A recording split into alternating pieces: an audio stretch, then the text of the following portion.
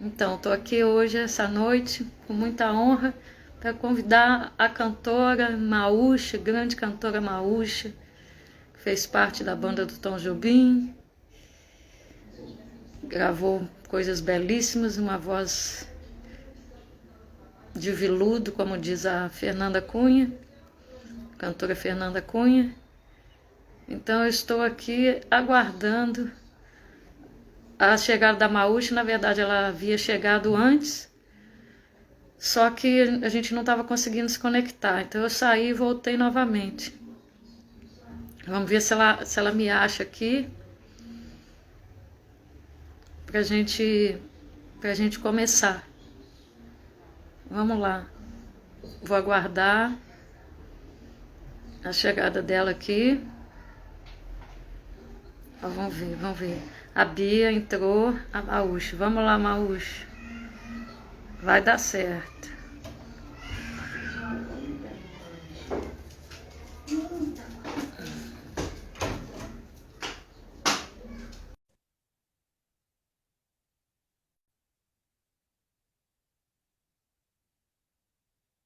Acontecendo. Ah, Ah, pronto. agora Nossa, foi. Oi. finalmente. Pois E o é, fone não estava não entendi, pegando. não entendi o Eu que foi, acho, eu entendeu? acho que foi você que me convidou. Porque eu te convidei, aí depois tá assim, Ah, puxa te convida. Aí quando, eu falei quando assim, você falou, eu entrei, fiquei quieta. Aí você falou, a gente espera, vou botar o fone e tal, eu estava te olhando. Aí, porque eu costumo gritar às vezes. Aí não, quando tudo eu bem. Enfim, foi essas coisas engraçadas. Aí me falou para, bota aí o microfone para funcionar, enfim. ah, Que prazer estar que aqui com prazer, você. nossa senhora, uma honra, né? Eu lembro de você, assim, eu era bem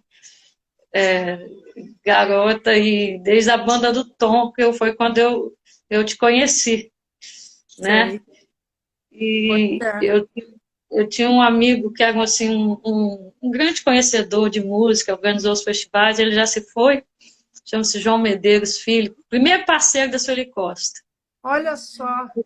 Sim, a grande cantora, ele falava da banda do Tom é a Maúcha é a Ah, escola.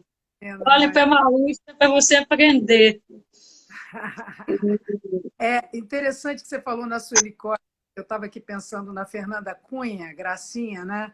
Cantora É, lá que fez esse depoimento que você pediu, que foi surpresa também para mim, foi uma graça ver o depoimento dela. E eu estava pensando, né, que filha de Thelma Costa, sobrinha de Sueli Costa, é tanta história, né? ainda tem mais família, tem mais gente da família Costa. A avó era uma grande pianista. Olha A só, pianista clássica, não era a grande sabia, piaca, sabia da avó. tocava músicas. Eu conheci a mãe da Sueli, uma pianista mesmo, professora de conservatório. Que maravilha. E Como é tem o a nome Lisier, dela? Você falou? ela já se foi, chama Maria Aparecida Costa. Maria Aparecida Costa. Olha que É a graça. mãe Adora, adora Jobim, Dora, estou aí falando olha aí, só, falando a força da floresta brasileira, porque coisa linda. o Tom me chamava, volta e meia ele brincava, me chamava de força da floresta Ah, brasileira. fala E muito sobre o Tom. A Dora continua essa tradição aí, né? Beijão para a Dora. Poxa, mas olha, que eu estava ontem assistindo um pouco da entrevista, uma grande parte, eu acho. Eu não sei quanto tempo você, em geral, entrevista. É o quê? Uma hora e meia? Depende? Como é que... É, acho que a maior que foi a da Leila Pinheiro. A Leila, assim, acho que a gente teve tanto entendimento, nós ficamos quase 2 horas, mas Ah, assim, tá. Aí, não é obrigatório, é free, entendeu? Assim, às vezes a gente esgota ali 1 hora, claro. né? Assim, não tô aqui para alugar o Não, entrevistado, imagina. né? Não, não, eu estou perguntando por curiosidade, porque eu não sabia mesmo. Não é porque eu esteja Não. preocupada com a hora, não. Mas eu ontem assisti grande parte da entrevista que você fez com a Fátima Guerra e achei tão Não. legal. Achei muito legal, porque eu nunca tive a oportunidade de conhecer a Fátima pessoalmente.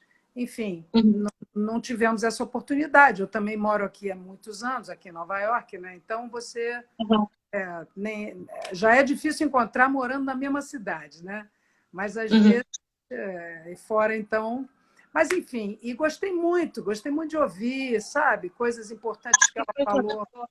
Ela falou coisas importantes no sentido de não só musicais, né, que eu estou falando, mas de vida, né? Essa coisa do pique. Enfim, eu não quero sair falando, atravessando você, que é a entrevistadora, e Não, que isso começar. não é importante você falar. Fala do entrevistado. E ela é muito espontânea, assim, eu acho que ela é muito Total. sábia dentro do universo da canção, né? Ela falou muitas coisas, assim, que ficam como, quase como uma aula ali, né? Sem dúvida. Então, assim, Uma aula, é, eu acho que uma coisa muito bacana e que não é fácil para nós seres humanos. Não sei por que não é fácil. É a simplicidade, né? É a aham, coisa da simplicidade, de você fazer as coisas com uhum, honestidade e simplicidade. Não precisar ficar preocupado com todas essas propostas e, às vezes, imposições que a sociedade nos faz, né? Ela comentou um negócio, essa coisa de você ficar produzindo, tá sempre tendo que produzir, tendo que fazer um negócio. Aqui, por exemplo, em Nova York, tem muito isso. Não é só Nova York, mas eu digo, tem muito isso na nossa sociedade em geral, de que a pessoa tem que estar sempre fazendo, sempre com o próximo projeto, com aquele. E vira, às vezes, isso.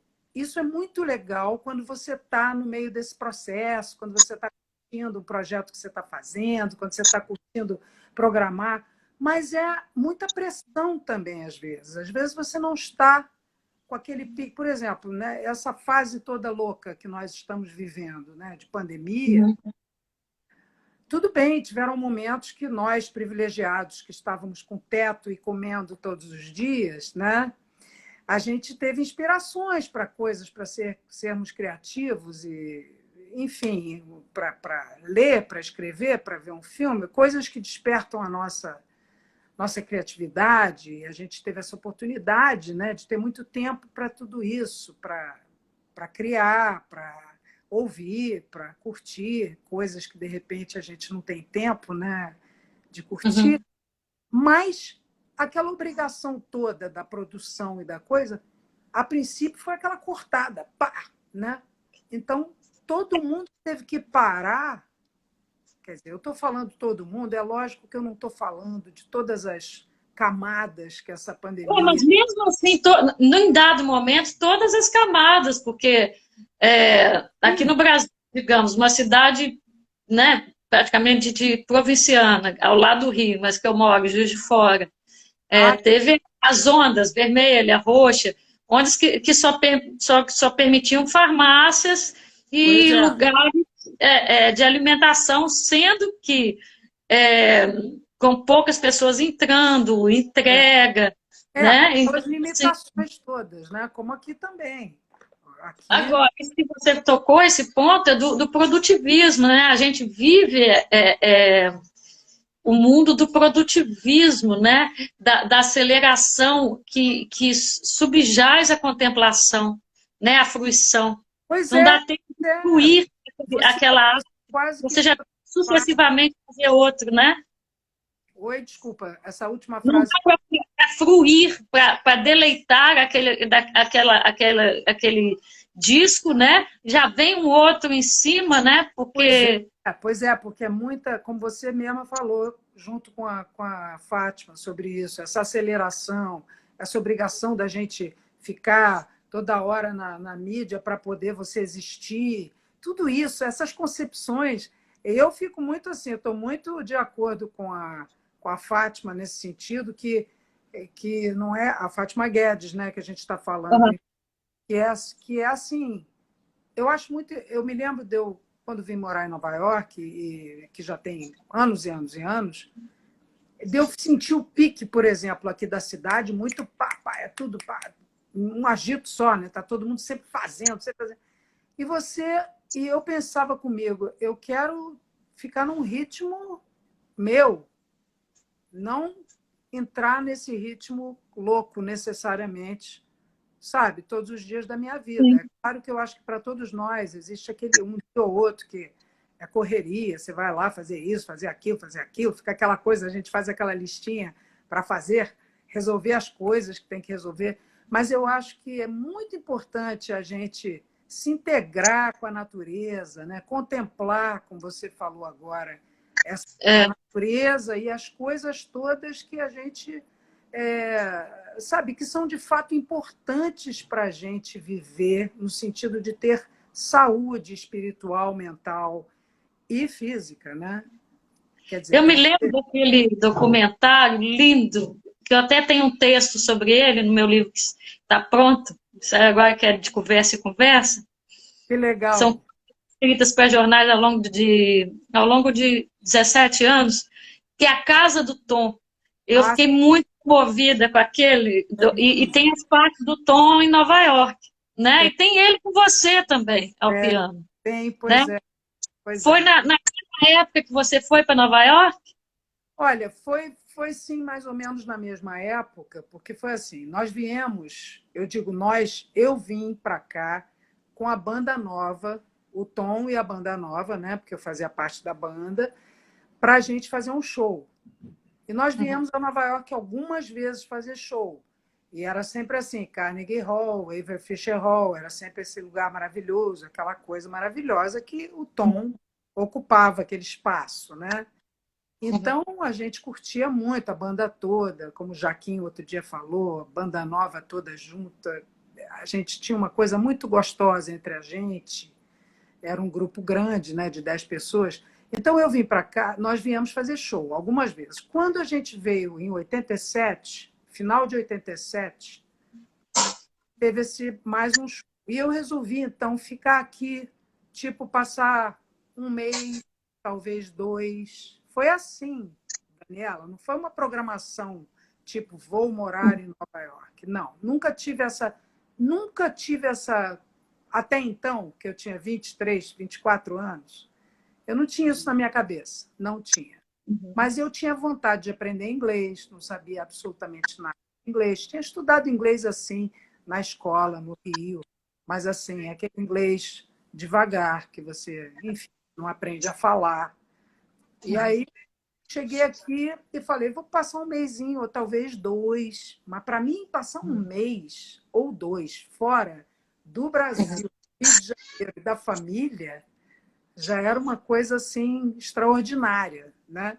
E eu tinha esse dinheirinho que eu ficava guardando na gaveta de cozinha, o dinheiro que eu ganhava do Tom, porque eu morava ainda com meus pais no Rio, não tinha as responsabilidades todas de pagar contas e aluguel, mas eu cuidava das minhas coisas com o meu dinheiro, porque estava fazendo show com o Tom e estava ganhando dinheiro e tal, e botando na gaveta e pensando, bom, vou fazer alguma coisa com esse dinheiro. Então, eu vou ficar em Nova York um pouco, um mês ou 2. Foi assim. Então, eu vim para cá e fui ficando. Foi o negócio do fui ficando. E o Tom, nessa época, também comprou apartamento em Nova York. Ele e a Ana, a mulher dele, a Aninha Jobim, minha querida amiga, enfim, sou amiga da família inteira, que eu adoro. E então a Aninha, filhos pequenos, né? O João Francisco e a Maria Luísa, que hoje linda cantora e compositora e tal, e toca piano e ótima, e que tem 30 e poucos anos. E na época era bebê, né? Era pequenininha, um ano e pouco, por aí. Então, justamente, aí a Aninha resolveu filmar o Tom em vários... É lindo aquela passagem sua com ele, tanto que o Leandro, que que faz a montagem para mim, várias pessoas perguntaram que fundo é esse? Aí o Kiko Continentino me mandou pianista, né? Sei. Eu toquei com ela e tal, o Kiko. Eu já sei de onde que é essa referência, papapá. Eu falei, é dela com Tom, né? Pois é. Esse dia eles me chamaram para... Eu ia muito na casa do Tom, a gente era muito ligado, a gente era família, né? Enfim, então eu ia lá e eu fui lá. Isso deve ter sido, talvez, eu já talvez estivesse aqui ou há meses, ou há um ano, ou há 2, não estou bem certa quanto tempo eu já estava aqui quando aconteceu essa filmagem exatamente, porque eu não estou certa agora do ano da filmagem, mas eu me lembro que a Aninha e o Tom me chamaram para ir lá, para a gente fazer isso, cantar um pouco, Mas foi muito assim informal, como você pode ver. Eu nem sabia a música. Mas é bonita essa informalidade Pois mesmo, é, assim. Ela exatamente. passa uma impressão, né, de que ele te chamou assim, vem cá, vamos passar esse tom aqui, vamos ver se isso aqui dá certo. Exatamente, eu não sabia nem a letra do Curare inteira, eu não sabia a letra ainda de outra coisa que a gente cantou um pouco, a Correnteza, a gente estava cantando a Correnteza, e eu, assim, eu não sabia ainda a música inteira. É engraçado isso, é louco isso, porque a gente só foi cantar a Correnteza mais tarde um pouco. Eu não me lembro se a gente já cantava, acho que não, porque senão eu saberia a letra. E eu não estava assim, sabendo direito. E eu adorei, depois fica, né? Fica esse vídeo que você fica revendo e lembrando dos momentos, o João passando, isso tem no filme depois, o João Francisco, filho dele, passando, tropeçando no fio, aí o Tom ficou meio sem paciência. Da história é que ele acha que ele tinha comprado dois apartamentos, ele ia trabalhar num andar. Só que ele não aguentava ficar sozinho, igual o Vila Lobos. Ele não tinha comprado. Ele preferia ficar com a família ao redor. O lance, ele comprou um apartamento, mas aí ele alugou um outro menor para botar um piano lá e trabalhar, que seria o estúdio dele, né? Só que o apartamento menor, que tudo bem, era um ótimo apartamento, só que era lá embaixo e não tinha a vista que tinha lá em cima, porque ele está num andar que tem uma vista linda, que aparece no filme também, naturalmente. Tal. Sim. Então, aquela vista do Central Park inteiro, né? Aí ele estava trabalhando naquele apartamento sem vista, não fazia muito sentido, né? Aí botou o piano de volta lá para cima e falou, não, vou trabalhar em casa, né? Vou trabalhar aqui no apartamento. Isso da vista eu nem sabia, porque eu me recordo que ele falava que ele gostava de que as crianças aparecessem, que a mulher dele aparecesse, que o outro fizesse café, que o barulho acontecesse, que ele pudesse mostrar, Ana, o que você está achando disso aqui? Né? E ele ficou naquele silêncio. Né? O Tom tinha essa coisa. Obviamente, ele precisava da privacidade dele para tocar, para tirar uma música, para compor, para, enfim, seja lá o que fosse que ele estivesse fazendo ali. Mas ele, mesmo no Rio, na casa no Rio, o estúdio dele era a sala da casa dele também. Não era um estúdio separado ali, isolado, só para ele. Era justamente para ele ter essa convivência. Inclusive, ele falava isso sobre a banda, que ele quis fazer a banda nova na base dessa mesma ideia, que é você estar perto da família. Então, ele chamou a Ana para cantar, a Elizabeth, filha dele, que é uma grande artista plástica, né? E todo mundo muito musical. E na época, enfim. E aí chamou, inclusive, a mim e a Paula. Chamando devagar, né? Ele foi integrando essa banda, não foi? Foi assim, elemento por elemento, né? Foi mais ou menos isso. Primeiro ela era Elizabeth Simone Caymmi, né? Que na época era casada com Danilo Caymmi. E Danilo, Paulinho Jobim, Ana, ele fez aquela coisa familiar, que ele estava afim de ficar assim, bem acompanhado, e com a família, que obviamente era musical também, o Paulinho, super compositor, e toca violão e canta e tudo. E tal. Enfim, aí tinha o Paulo Braga e o Tião Neto, queridíssimo, que era baixo e bateria, né? E ele aí, depois que fez uns 2 shows com essa banda menor, assim, ele resolveu chamar a mim e a Paula, né? Paulinha Morenenbaum, que aí ele chamava a gente, brincava, chamava a gente das profissionais. Porque como a Ana Elizabeth e Simone não eram profissionais da música, né? Nós éramos, eu e Paula vínhamos do céu da boca e já éramos profissionais. Depois ele chamou Jaquinho no cello em seguida. Enfim, foi tudo uma coisa assim. E foi aquela coisa, né, que caiu, de repente cai na sua cabeça aquele convite. Você não. Na época, eu tinha 21 anos, você não entende direito assim. Quer dizer, eu sabia que era uma coisa maravilhosa que estava acontecendo, sem dúvida, e aproveitei cada minuto, para ter certeza que eu aproveitei, porque foram os últimos 10 anos da vida dele, né? Então, foram anos aos 21 anos não é para qualquer um, não, né? Pois é, menina, pois é, mas é aquela coisa de você estar ali naquela, de repente, porque o Tom era muito assim, ai, fulano, Beltrano, a gente se conhecia um pouco, né? Por conta do Céu da Uhum. Boca e tal, de ter ido na casa dele, buscar uma partitura para o arranjo. Enfim, que fulano que conhece Beltrano, que é parente de ciclano, aquela coisa de Rio de Janeiro pequeno, né? Uhum. E realmente o Rio é muito pequeno, a zona sul do Rio de Janeiro é muito pequena, todo mundo se conhece, né? Eu brinco que eu já encontrei com a minha própria mãe na rua em Ipanema. Você, morando. Todo mundo se conhece mesmo. Pois é, você encontra todo mundo na rua, aquele negócio de Leblon, Ipanema, Copacabana, enfim. Mas aí foi essa coisa, essas oportunidades. E quando eu vim para cá, no final de 87, que eu resolvi ficar, o Tom e a Ana me deram a maior força, sabe, emocional, moral, de dizer, por que você não fica aqui? Porque eles estavam programados para ficar morando aqui um pouco e botar as crianças na escola e tudo. Então, eles passaram oficialmente 3 anos e meio, mais ou menos, aqui, morando oficial, né? Com criança na escola e tudo. E eu passava um mês, passava outro, fui ficando. E eu não estava, obviamente, eu não morava com eles, mas eu dividia já um apartamento com duas amigas. E depois uma amiga saiu, e continuou com a outra. E eu já cheguei aqui dividindo já o meu mês e o mês ou dois que eu fosse ficar. Aí, quando eu estava aqui já uns 4 meses e meio, mais ou menos, ainda naquela de, estou aqui de passagem, tipo, daqui a pouco vou embora de volta, né? Conheci o Duduca, que é meu marido até hoje, né? Duduca da Fonseca, super baterista e tal. Fez um disco comigo, pianista, comentou aí, depois tá nos comentários. Beijo para você, o Ah, Duduca. legal. Agora eu estou vendo que a Joanne Baron está aqui. Kisses, Joanne. A Joanne é mulher do Kenny Barron, é uma pessoa deliciosa, maravilhosa. São amigos queridos da gente e tal. Eu não estou prestando atenção nos nomes, obviamente, porque senão Não dá para ver, vai não se passando. desconcentra. Então você. Olha, Ana, querida, minha amiga que mora lá em New Orleans. Beijos.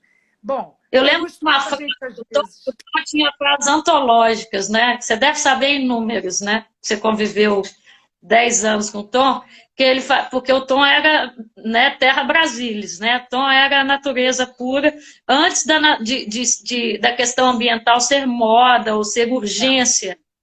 É, E com o certeza. Tom falou assim, que o Rio de Janeiro, eu entendo isso, era uma energia muito dissipante pela beleza, que às vezes Nova York era mais fácil para ele compor, porque o Nova York era Sei, muito completo, né? sei. Então ele tipo focava e aquela beleza dissipante do Rio de Janeiro, né? Isso eu não me lembro exatamente em qual das entrevistas que o Tom falou isso, Sei. mas eu gravei isso e eu achei assim fantástico. Eu até entendi a ida dele para Nova York, né? Pode ter Sei. muito a ver com isso também, para Pode, criar. eu acho que ele estava num momento assim, que ele podia fazer isso, e a família estava também gostando dessa ideia de todo mundo aprender inglês, de, sabe, de ter essa oportunidade de estudar um pouco aqui, de aprender uma língua nova, né? Porque o João tinha mais ou menos uns. Quantos anos o João tinha? Uns 8 anos, mais ou menos, por aí, se não me engano. Peraí, eu acho que ele era de 80, enfim, 7, 8 anos. Então era uma idade muito boa, né? De aprender a língua, de É. e a Ana também estava curtindo, fazia fotografia, né? Então ela é uma grande fotógrafa e ela fez curso de fotografia, enfim, coisas que Nova York te oferece, e quem pode, né, usufruir esse tipo de experiência é uma coisa maravilhosa, né? Então, por que não? E eu acho que foi uma coisa que teve. Ele descobriu isso aí que ele falou, que você está falando, provavelmente morando aqui um pouco, né? Essa coisa do foco, de compor, de não dispersar com a beleza do Rio de Janeiro. Ele costumava dizer, eu também escutei isso numa entrevista, que ele antes da palavra ecologia, antes dele saber da existência da palavra ecologia, ele já era um ecologista, né? Sim. Então, é muito Você vai interessante. ver aquele que chama urubu, né? O passarinho que você participou, né? Isso. O Terra Brasilis, Matita Perê. Você vai ver que é todo um passeio pela floresta, né? Dúvida. Pela natureza, né? É, e sempre com aquele intuito de deixa o índio, né? Deixa o índio em paz, deixa o índio, deixa o mundo crescer, deixa a natureza, que é exatamente o que a gente está agora, todo mundo está agora fazendo um esforço descomunal para recuperar o dano, né? Tem uma outra frase dele também, meu pai que me passou, nunca mais esqueci, que essa é engraçada, que ele falava, perguntava, eu falei, como é Nova York? Falou, Nova York é tanto prédio, você tem que ir de maca. Aí É, você vai olhar tudo assim, é, portanto, essa é a definição, que era famosa. tem impressão que foi o Fernando Sabino que falou isso, que Nova York você tem que ficar olhando para cima, né? Então, o ideal é você andar de maca. Aí o Tom passou a contar essa história. Ele contava que eu acho que foi Sabino, Produziu. Uhum. essa história. Ele era muito, o Tom tinha esse senso de humor muito Fino, né? perspicaz, né? Uma coisa assim sutil, esperta, além de inteligente, uma coisa esperta, né? Para Uhum. certas. Ele tinha umas sutilezas, ele Muito gostava. rápido, né? O que você falou? Rápido, né?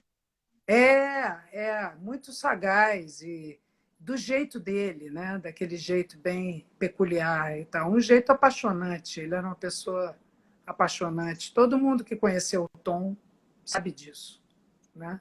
E você vê nesse filme, né? No filme Uhum.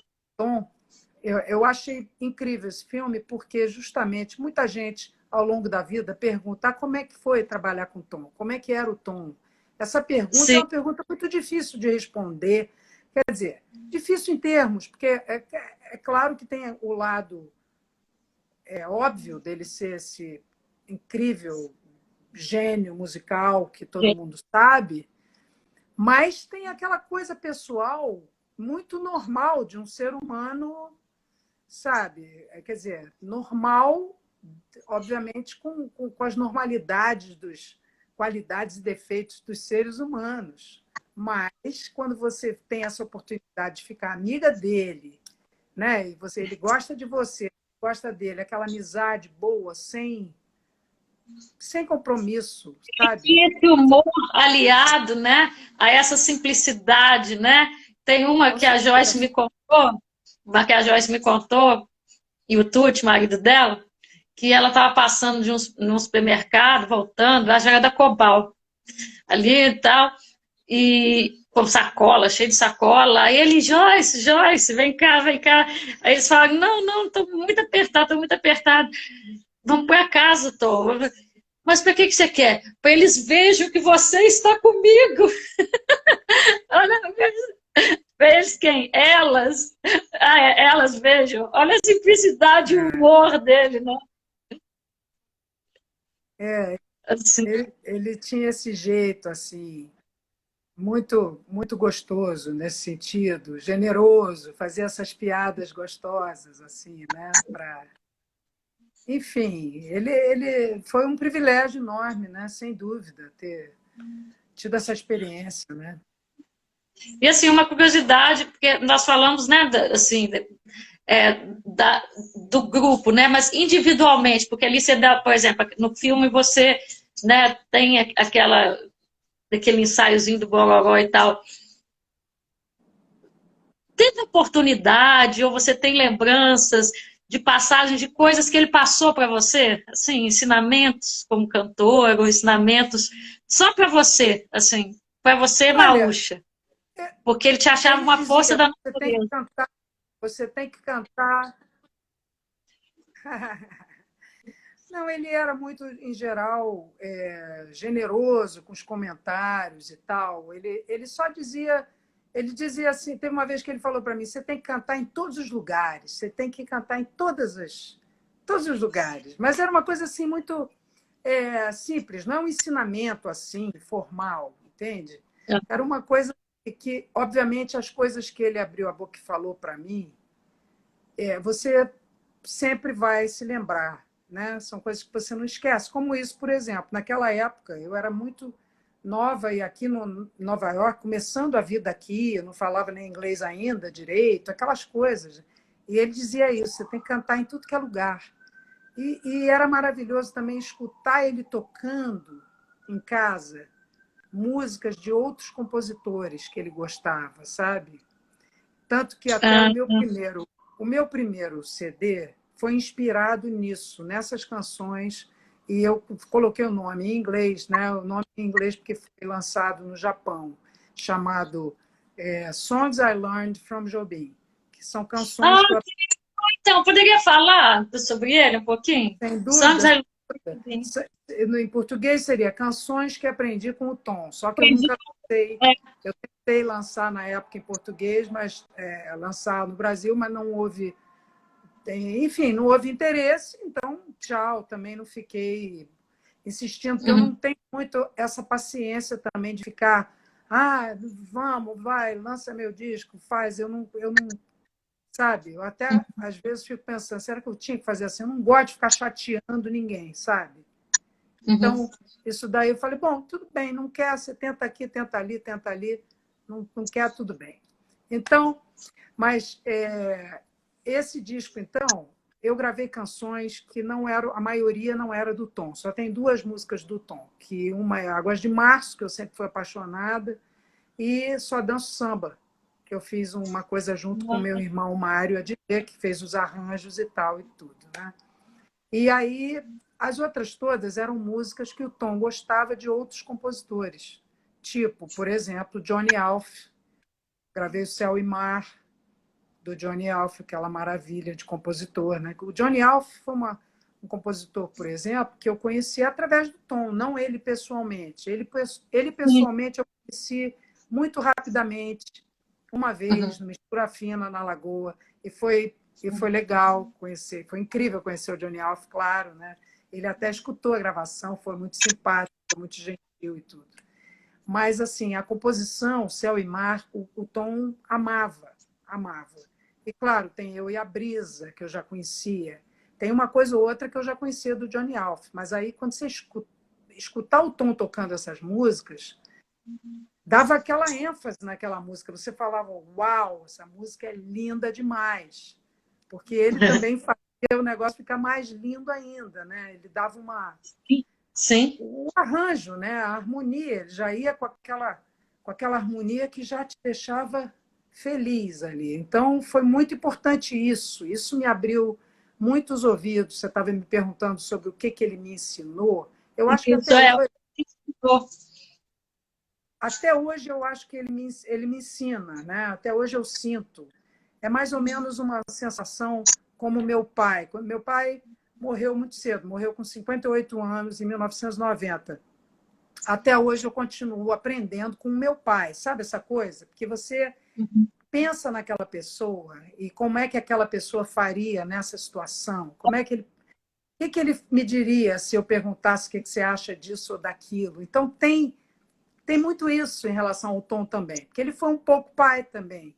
Ele teve essa figura um pouco de pai, não que ele fosse, né? Lógico, mas ele foi e muito amigo e muito generoso com essa coisa da música. Então, assim, a música dele e o jeito dele fazer a música te ensina muito. Só de você observar, só dele parar num acorde, por exemplo, e falar, esse acorde, e parar e repetir aquele acorde, sabe? Então, muitas vezes eu estou cantando uma música, seja do Tom ou seja de quem for, e você deu uma falhadinha, mas já voltou, né? Você está Não, ouvindo? tô. Pois é, então, às vezes a pessoa, você escuta aquele acorde lindo, aquela harmonia linda, e às vezes você tem vontade de parar ali um pouco. Então, por exemplo, você dá uma valorizada naquele momento da música, sabe? Por causa daquele acorde. Então, tem muitas coisas de arranjo que eu certamente, eu não sei ler música, eu não sei escrever música, mas eu tenho uma noção básica, eu posso acompanhar uma partitura e tal. Mas, obviamente, o ouvido fica muito treinado, porque você tem que... Você depende do seu ouvido, mais do que tudo. Então, assim, antes do Tom, teve o Céu da Boca, né, que eu cantei durante 5 anos. Aquele primeiro disco que tem Luiz Essa é uma obra-prima. É, Aquele disco, assim, já é foi lindo. um treinamento assim, para o ouvido enorme. Foi uma escola Ele é fundamental. erudito, aquele disco, né? Assim, ele quase erudito, ele tem uma sonoridade, uma sofisticação, uma beleza, aquele disco. Nossa. Tem arranjos muito bonitos, né? Tanto do Chico Adnet, meu irmão, e do Paulo Malaguti, que eram os dois. Basicamente, eles eram os dois que faziam os arranjos do grupo. Teve também arranjo do Alberto Rosenblit, que é outro talentosíssimo. Enfim, a gente teve essa oportunidade, essa escola, né? A sua internet está falhando para você ou está falhando só para mim? Tá falhando para mim. Eu estou ouvindo agora e tá uma imagem meio, sei lá, diferente, assim. Eu tô te vendo bem, assim. Quer dizer, te vejo, o óculos está meio... Tá meio futurista, assim. Tá futurista, assim. Não fica meio complexo, chato, mas precisa. É. Mas, enfim, voltou. Tá voltando.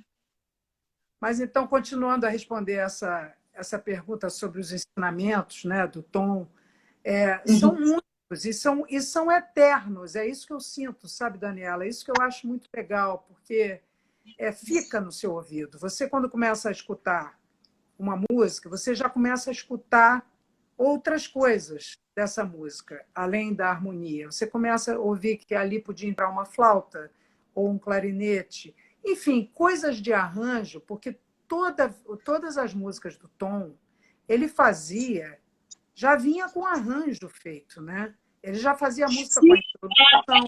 Já vem tudo pronto, assim, né? Por exemplo, quando que não tem que fazer isso. Pois é, Chega de Saudade. A gente quase que não consegue se desvencilhar dessa introdução, porque ela é parte da música, né? Aquele coro lindo do Tempo e o Vento, você participou? Participei.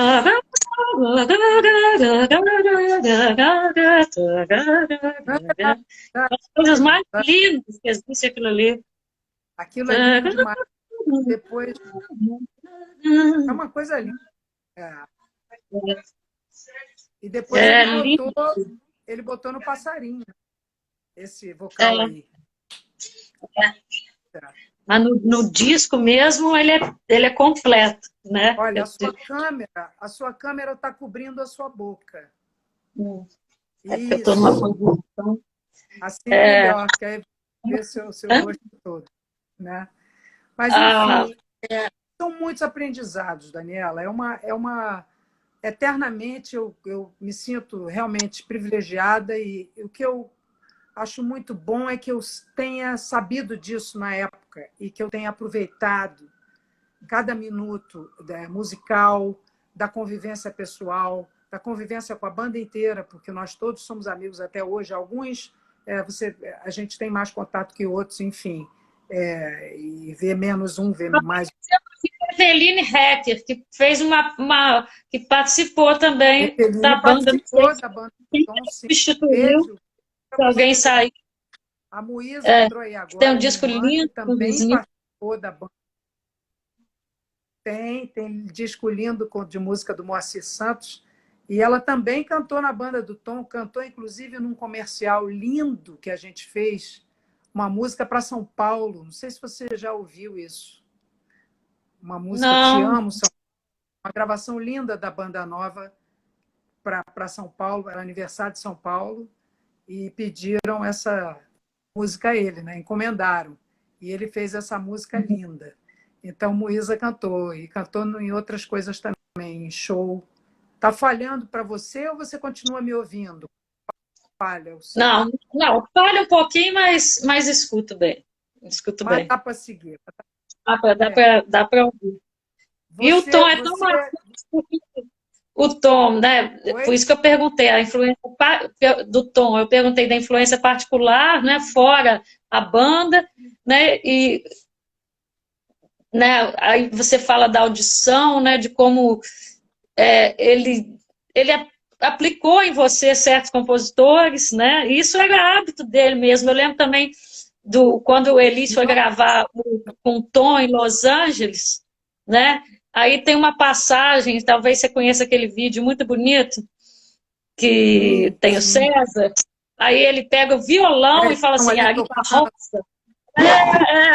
É, Aí mostra umas notas para o César Camargo. Ele, tipo assim, percebe exatamente. isso aqui no É. violão fazendo com ele, entendeu? Olha que compositor para você, né? Não, eram muitas sutilezas, né? Muitas sutilezas. E ele fala umas coisas engraçadas. Por exemplo, uma vez ele falou uma coisa que eu acho muito engraçado.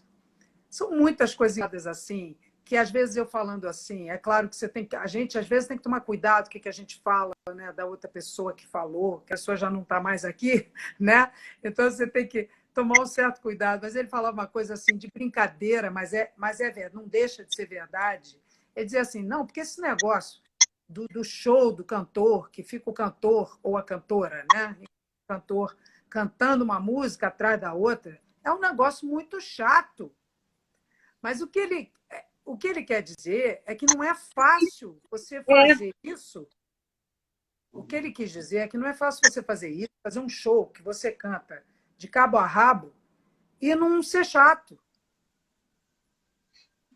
Isso condiz com Sabe? uma outra fala dele, que ele falou assim, olha, eu vou seguir o Frank Sinatra, que o Frank Sinatra fez sucesso a vida inteira com o mesmo repertório. Ele falou assim, eu vou começar a tocar só as mesmas coisas, vou escolher 10 É músicas, sei lá, isso. e pronto, vou fazer igual o Frank Sinatra, que esse negócio de ficar mudando muito não dá certo, não é a fórmula, né? Condiz com isso aí. E eu imagino que ele, claro, o humor que ele tem, ele falava isso sério, aí que a pessoa ria mesmo, né? Não, ele falava, era sério, mas era um sério brincando, que era Eu sei. engraçado. Né? E teve uma coisa engraçada também dele, que era assim, quando vinha gente chata falar com ele, tipo, que nós todos artistas passamos por isso, né? Quando vem aquela pessoa que começa a falar com você e falar demais, ou enfim, por alguma razão está chateando você, ou está numa festa, né? Essa coisa do artista famoso, que muita gente fica em cima querendo falar. Não, e aí ele, de repente, para sair da conversa, ele olhava para lá, para um lado, assim, e falava norte, sul, leste, oeste, e saía. E saía andando. E eu achei muito engraçado, porque eu vi ele fazendo isso uma vez, e é muito engraçado, que de repente você, às vezes, não sabe como sair de uma situação dessa, né? Você fica ali à mercê daquela pessoa que vai ficar te chateando mais meia hora se você não sair dali. Mas, Muito assim, bom. eu, por exemplo, diferente em relação a isso. Eu consigo sair dessas coisas, não acontece comigo com tanta frequência também, não é uma que. Aí eu não estou falando de negócio de famoso, estou falando de qualquer pessoa. Qualquer pessoa tem essa experiência um dia, né? Não é verdade? Claro. Ó, Você deu uma congelada para mim, mas você está me ouvindo? hoje em dia a gente tem principalmente aquela pessoa que liga para você e não para de falar, aí você põe no viva voz e deixa a Bom, pessoa eu não falando, sei se eu continuo falando, monologando. Não, estou te mas ouvindo. era muito engraçado Eu esses encontros. Você estava me ouvindo ainda, né? estou te ouvindo perfeitamente. Tá bom, é porque você está falhando às vezes para mim, então eu não Você quero também fez, mas dá para ouvir.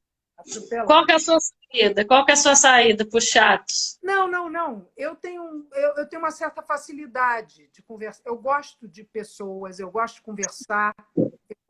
Eu gosto até quando a pessoa pode estar chateando um pouco, eu acho curioso. Então, eu tenho o meu jeito de sair dessa situação. Mas, às vezes, né, é uma coisa, enfim, a gente não precisa se estender tanto sobre isso, mas é que são coisas que você tem que ter um jogo de cintura, né, para escapar. escapar numa boa, sem ofender a pessoa, né? Às vezes é uma, enfim, E nesses coisas anos da vida.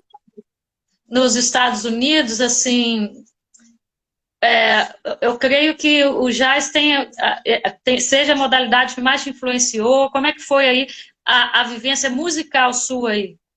Olha, eu acho o seguinte, eu cheguei aqui, quer dizer, eu acho o seguinte, eu cheguei aqui e curti muito, comecei a aprender sobre jazz, assim, bem mais profundamente. Eu não tinha essa noção, eu não sabia escutar essa música. Antes de morar em Nova York, eu não escutava jazz, eu não tinha esse hábito de escutar, por exemplo, pessoas improvisando, né? Porque isso é uma característica do jazz. A pessoa toca o tema e aí vai para o improviso. Improvisa o piano, por exemplo, num trio.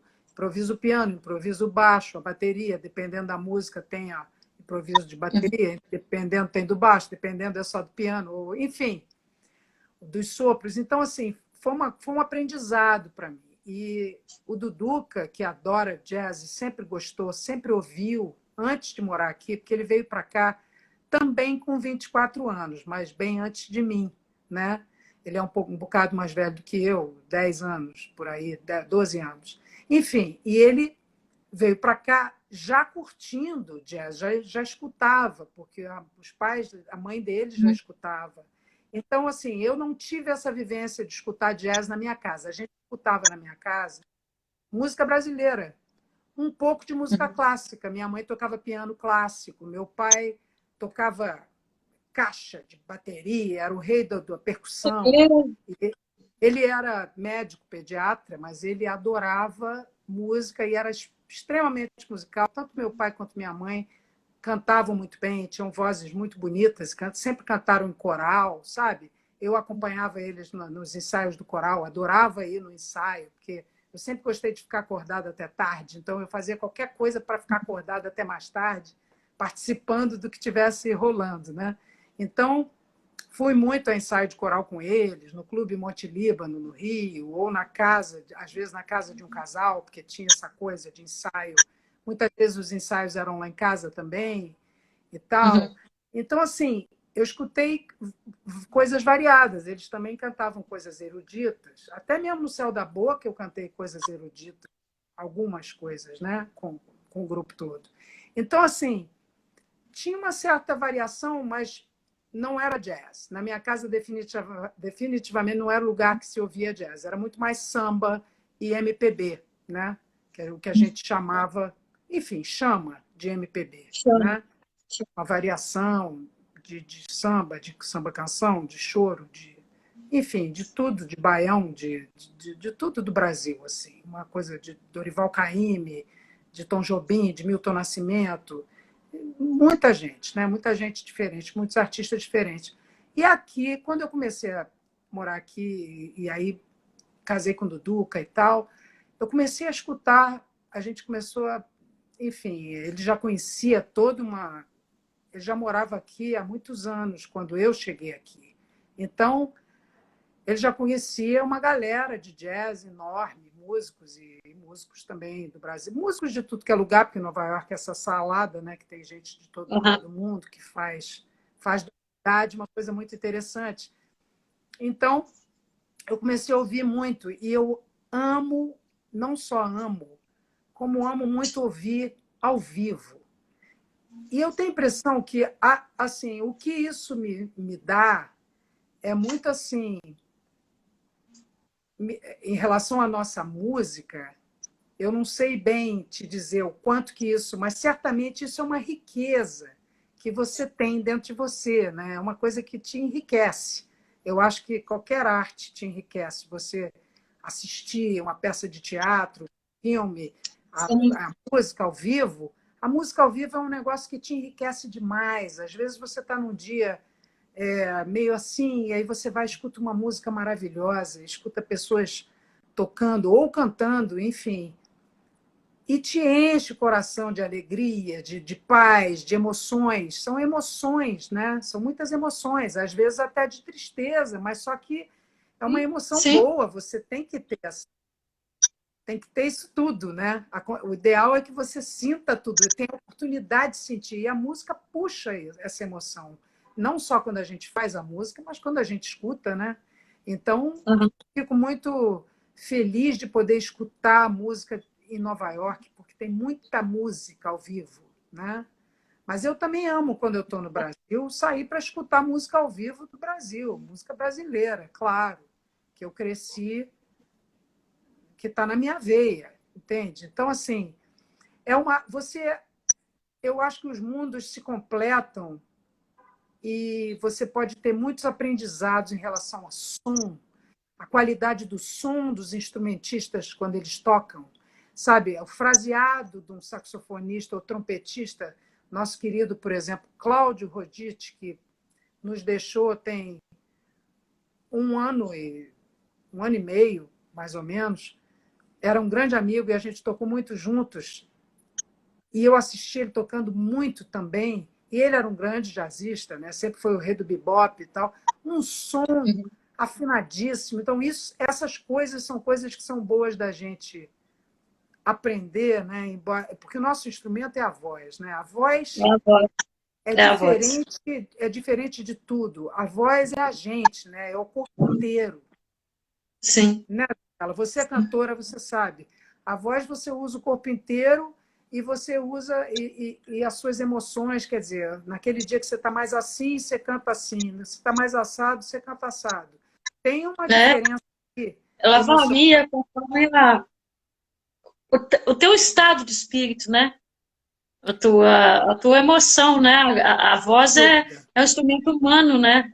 É o mais humano possível, É né? tudo que É, está acontecendo dentro de você que sai, né? Quando você canta, né? Você não é, dá para esconder o que está acontecendo com você, no sentido dessa emoção aí, dessa. Então, assim, por mais que você possa ter um tipo de técnica que você chega lá e você está triste, mas você consegue cantar uma música alegre, alegre, ou você, enfim, esse tipo de é. coisa.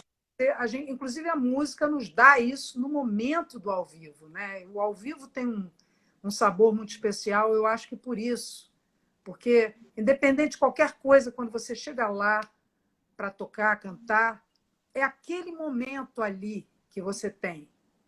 É aquela A hora, energia ou aquela meia hora, cheia ou que aquela você vai uma dar hora, depende, né, do é que você está fazendo. único, né? E é aquele momento Repete. ali. Então, é um negócio de entrar. É um momento que não se repete, né? O ao Desculpa, eu vivo, não ou ouvi o que você falou. é um momento que não se Exato, repete nunca exatamente. mais. Eu acho que essa coisa do momento que não se repete, voltando para o jazz, essa coisa do improviso é muito rica, porque não se repete igual, jamais. Não. Né? Então, é muito bacana. Eu cantando, não sou aquela de improvisar. Eu não sou. Eu não aprendi isso porque eu também não gosto. Quer dizer, gostaria de um. Às vezes é legal você fazer um lararaiá, de improviso, uma coisa assim, tudo bem, às vezes eu faço esse tipo de coisa. Mas a coisa de cantar, de improvisar como no jazz, não é a minha onda, não é a minha praia. Não é só marca. Tem gente Pois que é, tem essa. Tem uma Leni mas Andrade, essa marca. eu aprendi também o seguinte: você não tem que. Eu já conversei isso com amigos músicos que falam que você não tem que. A cantora de jazz, ela não tem que ser uma improvisadora para ter esse título. Aliás, os títulos, eu não gosto dos rótulos, os títulos eu acho chatos.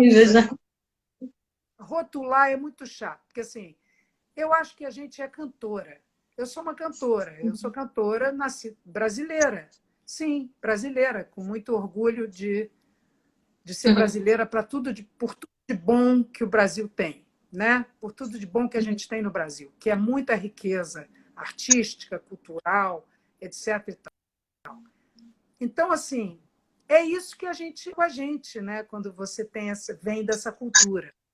Você pode ter influências de outros estilos, você pode aprender técnicas para fazer outros estilos e tal, mas você continua tendo a sua alma Sim, da sua experiência com aquela com aquela bagagem que corre na tua veia e mais o que você aprende pelo mundo, né? Porque viva a liberdade para a gente misturar tudo isso, né? Misturar essas experiências e ter um resultado que é o seu resultado, né? A gente é um veículo para soltar emoção. Então, assim, a coisa que eu acho mais assim legal é a gente pensar nessa emoção quando a gente está cantando. Porque a gente está cantando aquela letra. E eu já notei também, Daniela, que mesmo morando nos Estados Unidos e fazendo show em outros países do mundo, ou aqui, onde se fala inglês ou outras línguas e tal, cantar em português emociona do mesmo jeito. Aliás, eu canto muito melhor em português, é claro. Eu canto pouco em inglês. Eu já saquei que o João Gilberto, por exemplo, um ensinamento do João Gilberto, por exemplo, é que você não precisa cantar em inglês só porque você mora nos Estados Unidos. Sabe? Essa dele eu não sabia. Agora, com a minha experiência de vida, eu já saquei que eu não preciso fazer nada disso, porque eu passo muito melhor a emoção se eu estiver cantando na minha língua, para começar. Mas eu também adoro cantar em inglês, uma coisa ou outra, porque tem músicas lindas americanas e a letra é em inglês. E a grande maioria das letras de músicas brasileiras que foram traduzidas para o inglês, eu não sou necessariamente fã da letra em inglês. Isso é um problema que o Tom também questionava muito. Ele olhava assim. É uma coisa que você não quer atrapalhar isso, entende? Você não precisa atrapalhar isso. A língua, eu acho que a língua não é, se algum dia foi, não é para ser uma barreira de emoção, sabe? Porque eu me lembro de escutar bandas, eu me lembro de escutar os Beatles sem entender coisa nenhuma da letra. Mas eu achava porque a gente sente a música, né? A melodia, tudo, né? Nós temos muita pessoa que quer analisar mesmo, né? Fazer uma análise poética, né? Que eu acho que o caso assim, o Chico Buarque tem uma força de letra muito grande, assim, né? Então, assim, às vezes chegar o Chico, eu não sei como é que é a recepção do Chico Buarque nos Estados Unidos, por exemplo, né? Se a música chega a ser forte para que os americanos adorem aquilo sem entender nada daquilo, porque a letra dele é uma coisa. É fortíssimo, pela minha experiência. Eu tenho um repertório variado que mistura a bossa nova com samba e tal, tudo. E as pessoas, quando elas estão interessadas na música, elas gostam, porque, obviamente, que são músicas lindas, como você falou, independente da pessoa entender. Então, assim, eu lembro de ter feito um show inteirinho num lugar nos Estados Unidos, que depois era uma colônia de férias que eu tinha ido para dar aula durante uma semana, e todo mundo estava dando aula, muitos músicos dando aula, e musicistas e cantoras e tal. E no final, todo mundo fazia um show. E eu fiz um show que eu cantei só em português, de cabo a rabo. Eu não tive a preocupação de colocar nenhuma música em inglês por causa da plateia entender. E foi uma coisa assim natural, não foi um plano, não vou cantar em inglês. Não foi isso. É que eu fui montando o repertório e estava bonito daquele jeito, e eu não queria mexer. Sabe quando você faz aquela lista, aquela ordem das músicas para o show, e você gosta daquilo, e aquilo está bom, não precisa mexer, não precisa botar nada, botar uma música em inglês aqui, não. Falei, não precisa. E realmente foi ótimo, não precisou. Eu acho que foi a partir até desse show, que foi há uns 5 anos atrás, que eu me dei conta de que você não tem que cantar em inglês para a plateia americana. E também é o seguinte, também, Daniela, a partir de certo ponto, você também não quer mais agradar a gregos e troianos, né? Você agrada a quem você agrada. E se não agradar para um ou para outro, tudo bem, porque é assim, né? Você não vai agradar para todo mundo, né? Então, é verdade. Então é melhor a gente. Eu acho que a interpretação honesta, a emoção de verdade que sai disso, é o que mais satisfaz uma audiência. Eu, quando vou assistir, você quer sentir aquela coisa honesta, sabe? Uhum. E se começar a armar muito, a fazer muita firula, a fazer muito presépio, aí já Ah, não. Aí você você perde o perde interesse. Pode a ser até uma coisa beleza, legal, uma coisa de... a verdade da música, a espontaneidade da música, você perde tudo, Pois é, né? Não, não vale a pena. exatamente, exatamente. É Vale. muito importante saber disso, se ligar nisso, para não ficar influenciado por besteira e fazer o seu trabalho, acreditando e com honestidade, porque aí você vai em frente e ninguém te para. É uma coisa, você vai e faz, daquele seu jeito. Porque, claro, é que nem tudo na vida. Vai ter aquele cara que olha para você e fala assim: ah, por que você não pinta o cabelo? Por que você não tira os óculos? Por que você não. Quer dizer, aliás, normalmente eu canto sem óculos. Ah, E eu aí também quase que é, eu ia parece que botar tem uma leite. camada impedindo, assim, né? É, mas tem tanto tempo que eu É, não canto. Eu não gosto, que é a minha feição professora, o óculos. pois é, Falta, tem um troço. tem esse lado, né? Mas, enfim, eu acho que voltando a essa coisa da honestidade, quando você interpreta, é a simplicidade, é a natureza. Você tem que ser você e não tentar nada de diferente disso. Aí nessa você vai crescendo e vai soltando a sua emoção e eu acho que as pessoas sentem isso. Não dá para esconder, né? Quando você está sendo honesto, está Uhum. na cara, todo mundo sente. Ei, E é tá importante, parando, né? tá parando para você? Não, pronto.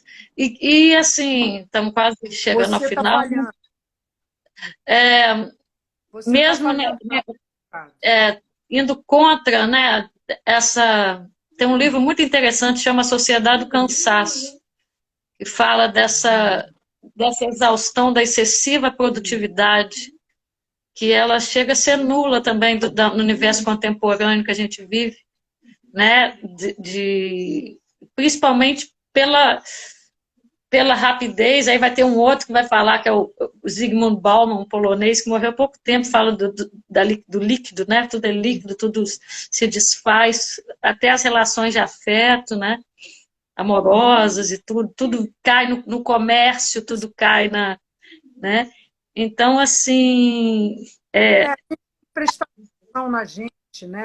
A gente tem que prestar atenção nas pessoas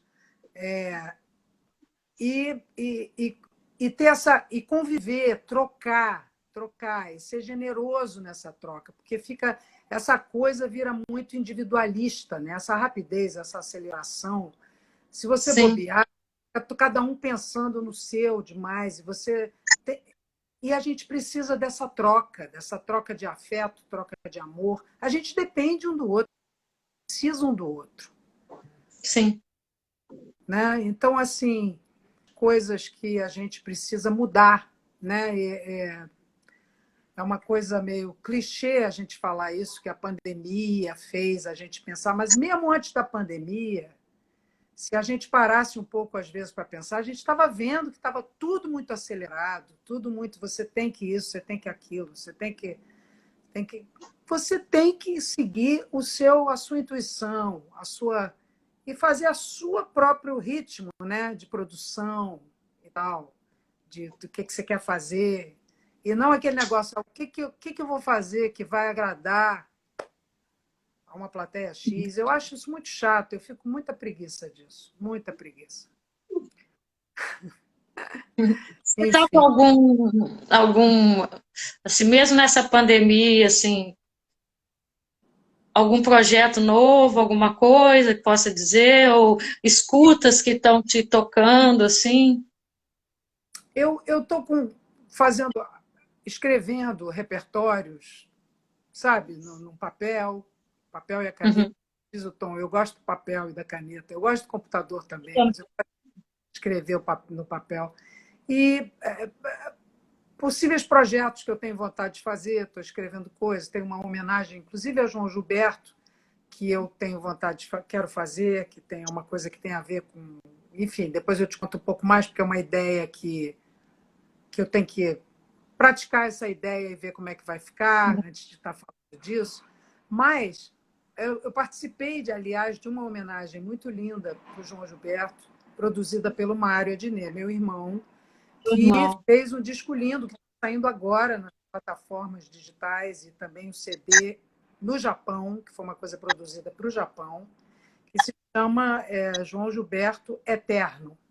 Né? Uma homenagem muito bonita, que tem uma opção de artistas participando, Dora Morenbaum, o Moreno Veloso, e muitos outros artistas. E nós, eu, Mário, Chico e Moísa, nós irmãos, nós somos 6 irmãos, mas nós 4 temos um trabalho juntos, de cantar juntos e tocar juntos. E a gente gravou algumas coisas durante essa pandemia. A gente até tem um canal lá, escrito Adnets, que você pode olhar depois, não sei se você já viu. Tem poucos vídeos, a gente não conseguiu.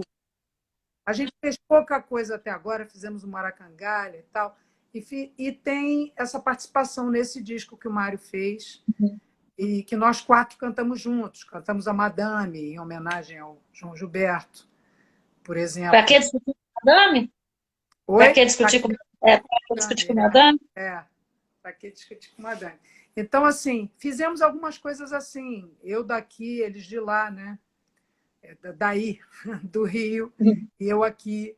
Eu tenho uma filha que é engenheira de som, então ela me gravou. Ela se formou, inclusive, em 2000, engenharia de som. Então, ela, inclusive, gravou o Duduca também. Ele fez uma coisa ou outra de bateria de casa, e ela gravou a bateria toda de casa, que foi incrível, porque, enfim, não é uma coisa simples de você fazer dar certo, né? Então, foi muito legal, foi divertido. Foi uma das coisas que também me deu uma empurrada naqueles momentos que você está, assim, chocada com a pandemia, né? Porque teve muita coisa nessa pandemia que, para eu ficar estimulada de cantar, não fiquei muito tempo sem cantar, sem menor vontade, sabe? Sem vontade de nada disso, muito complicado. A gente também teve Covid aqui, eu, Dudu e Isabela tivemos logo no início da pandemia. Então foi aquela cacetada assim, pá! Caramba! Porque a gente, Dudu e eu, estávamos no Brasil, nós fomos no início de março para o Brasil e voltamos no meio de março, antes da hora, por causa da pandemia. Adiantamos, inclusive, o nosso voo. Então, a gente chegou aqui justamente pegamos no voo. Né? Pegamos no voo e aí foi bem ruim, bem difícil, especialmente para o Duduca. Eu perdi o olfato, paladar por mais de um mês e fiquei com o nariz horrível, né? Não, foi muito horrível, mas a gente deu muita sorte, graças a todas as forças, né?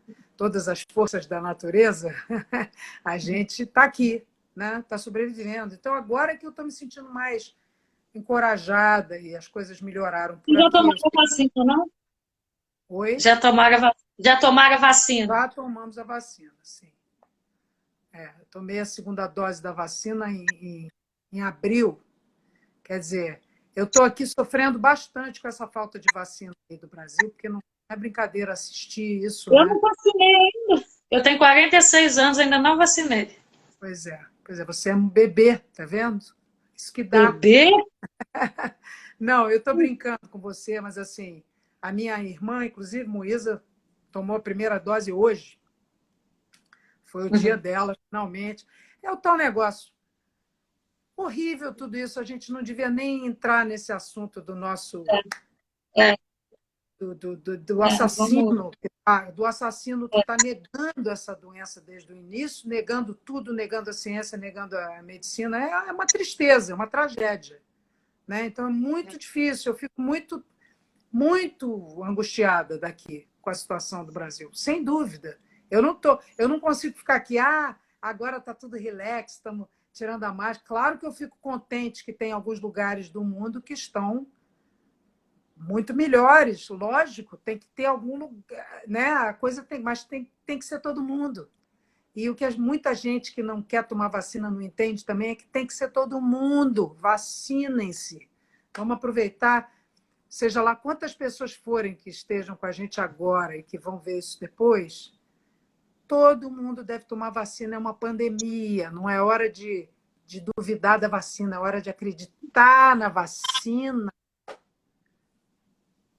É uma loucura, né? É complicado pra cacete tudo isso, né?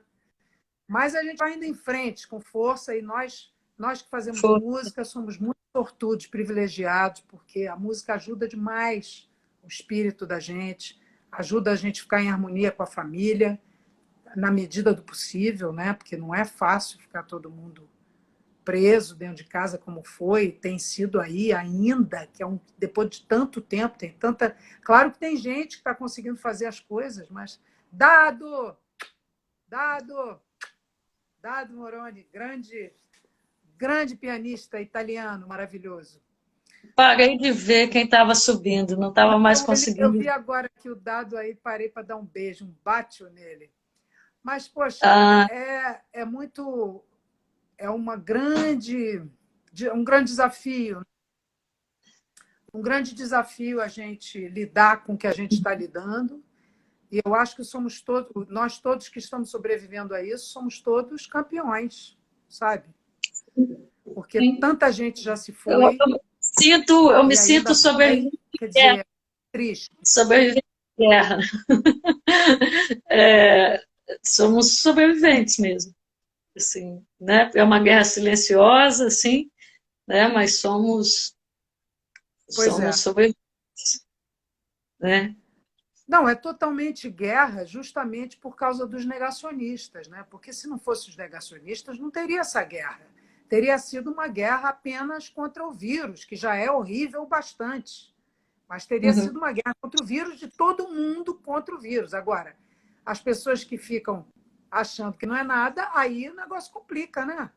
Complica. Verdade. E no Brasil, e tem tanto lugar nesse mundo penando, né? Na América do Sul, na Índia e outros lugares ainda, e inclusive na Europa ainda o negócio não está bom ainda, porque ainda está faltando a vacinação do jeito mais acelerado que deveria ser. Enfim, claro que a gente tinha que tocar nesse assunto importante, É, Daniela, que é essa pandemia, é gente, é ser humano morrendo. Então, assim, eu, sinceramente, nem sempre eu consigo ficar estou feliz de estar viva. Eu não consigo muito isso, sabe? Porque tem que ser para todo mundo. Tem que ser para todo mundo. É sim, impossível ser feliz sozinho. Sabe como é que é? é possível ser feliz sozinho. Eu acho que a gente pode ser feliz sozinho num certo sentido, né? Quando a gente Uhum. fica sozinho um pouco e você nunca está sozinho, você pode ficar bem sozinho com você. Você está acompanhado com você. Mas viver a vida nesse planeta é viver com outras pessoas, é conviver, é ajudar o próximo, é ajudar quem você conhece e quem você não conhece. É você, sabe, não ficar egoísta, não se fechar na sua concha de querer mais, querer mais. Essa coisa do egoísmo, dessa necessidade de De ter as ter, coisas. de Que é ter. uma coisa que eu te falar, a gente tem que aprender a se desvencilhar dessas obrigações que não são boas, sabe? De se impressionar com quem tem. E é o tal negócio, a gente tem que dividir o que a gente tem, né? Que bom você ter uma cabeça dessa, né? Assim, num país, né? Assim, lugar de tanto consumo, de tanto incentivo ao consumo, né? Do descartável, né? Sim. Do excesso, Mas do big, né? Tudo pois é é. grande, tudo é enorme, né? Eu falo dos alimentos, principalmente. Nós já criamos uma geração aqui de pobres obesos, né? Com alimentos gordurosos. Não, aqui também tem isso, porque é mais barato comer a coisa maior, né? É que nem É, é mais barato se você comprar a maior pipoca do que você é, comprar. Então, é mais barato a Coca-Cola maior. E está na hora da gente prestar atenção, né? Está mais do que na hora, obviamente, de prestar atenção, de onde vêm nossos alimentos, da gente. Eu sempre gostei de cozinhar, sempre gostei de comer em casa. Então, aliás, isso na pandemia não foi um problema nesse sentido de ai, que saudade de ir para o restaurante. Não tenho esse problema, não tenho. Claro que eu aprecio os restaurantes, enfim, todas as grandes momentos de estar nos lugares viajando, né? Viajando, fazendo música, que a gente, quando viaja, vai nos restaurantes, curte.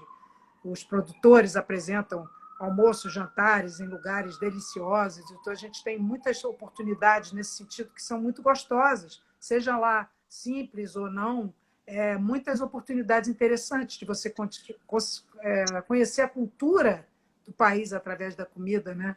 Até outro dia um documentário maravilhoso sobre isso, sobre a África e a alimentação toda que veio de lá para os Estados Unidos, e também que tem a ver com o Brasil, né? Uma porção de coisa, que inhame e essas coisas todas que a gente come hoje, e a gente nunca, sei lá, em geral, você não para pensar de onde veio isso, né? Talvez aqui a gente tenha muita oportunidade de pensar nisso também, porque tem coisa de tudo que é lugar do mundo, né? Que vem de lugares diferentes. Mas o bom mesmo é você comer aquela coisinha da sua horta, né? Que no caso eu sinto uma certa vontade de ter isso na minha vida, um espacinho para você plantar umas coisinhas, porque é uma coisa melhor do mundo, você ir ali no seu jardim, pegar uma salada e comer, né? É uma coisa maravilhosa. Isso o Brasil, por exemplo, tem uma abundância de terras maravilhosas, férteis, que as pessoas plantam qualquer coisinha ali, pum. E é muito importante a gente cuidar disso, porque as indústrias, as grandes, enfim, os fabricantes, eles querem empurrar coisa ruim na gente, né? A propaganda de muita coisa ruim, de muito açúcar, de muito sal. Aí fica todo mundo aí, depois de mais velho, lutando com açúcar e com sal. Eu fiz uma live, depois eu até te passo, foi muito interessante. Foi ano passado, uma grande cantora, ela não é da mídia e tudo, ela é nutricionista também, só que a nutrição dela não é de clínica, é justamente educar em escolas e tudo. E ela gravou um disco, Muito Sal Faz Mal, tudo para criançada, sabe? Aí o poder dos legumes, das frutas, ela chama Tânia Bicário. Então, assim, como mostrar a qualidade dos alimentos, né, através da canção. É um trabalho muito interessante dela. Aí ficou guardado aí. Eu vou até falar com ela. Eu tenho uma sobrinha que é nutricionista, sabe, a Joana, e ela é super. É muito interessante conversar com ela sobre tudo isso, e ela presta muita atenção na coisa da alimentação do bebê, ela orienta muita gente em relação ao início da alimentação, tudo isso, né? E é fundamental, né? Eu acho que é muito verdade essa frase que as pessoas falam, que a gente é o que a gente come, né? Tem muito a ver, realmente, porque a gente reage né? A gente come e a gente reage, o nosso corpo reage, a nossa mente reage, a nossa energia é de um jeito, se você come assim, você come assim. E é muito interessante a gente prestar atenção nisso, porque a gente tem um corpo, né? E esse tempo de vida aqui, nesse planeta.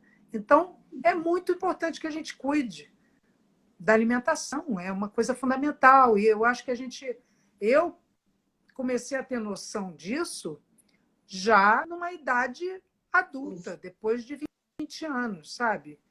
Eu tinha essa noção que as pessoas hoje têm acesso a ter noção muito cedo, né? Do que é saudável, o que não é saudável, o que é bom para você, o que não é, o que é bom para isso, o que é bom para aquilo. E também da gente cuidar da natureza, né? Não ficar matando os animais para comer e tudo. Eu como carne, mas eu como muito pouca carne. Diminuí demais. No Brasil, antigamente, se comia muito mais carne também, né? Acho que a gente tem uma cultura de comer muita carne, e que não é bom para o nosso organismo, dá mais trabalho para digerir. Enfim, tem muito. Esse assunto é um assunto. A partir da natureza, que o Tom tá pairando por aí também, né? Pois é, Sempre com, é, né, com avisos aí para nós, né? mas Sempre, eu adoro sempre, cozinhar. Adoro cozinhar, Daniela. Você gosta de cozinhar? não. Não, mas você não tem tempo para cozinhar? Ou você tem tempo, mas não gosta? Olha, antes eu estava morando sozinha, morava sozinha, e com a pandemia ficou muito apertado para mim pagar aluguel. Estou aqui com a minha mãe. Sei.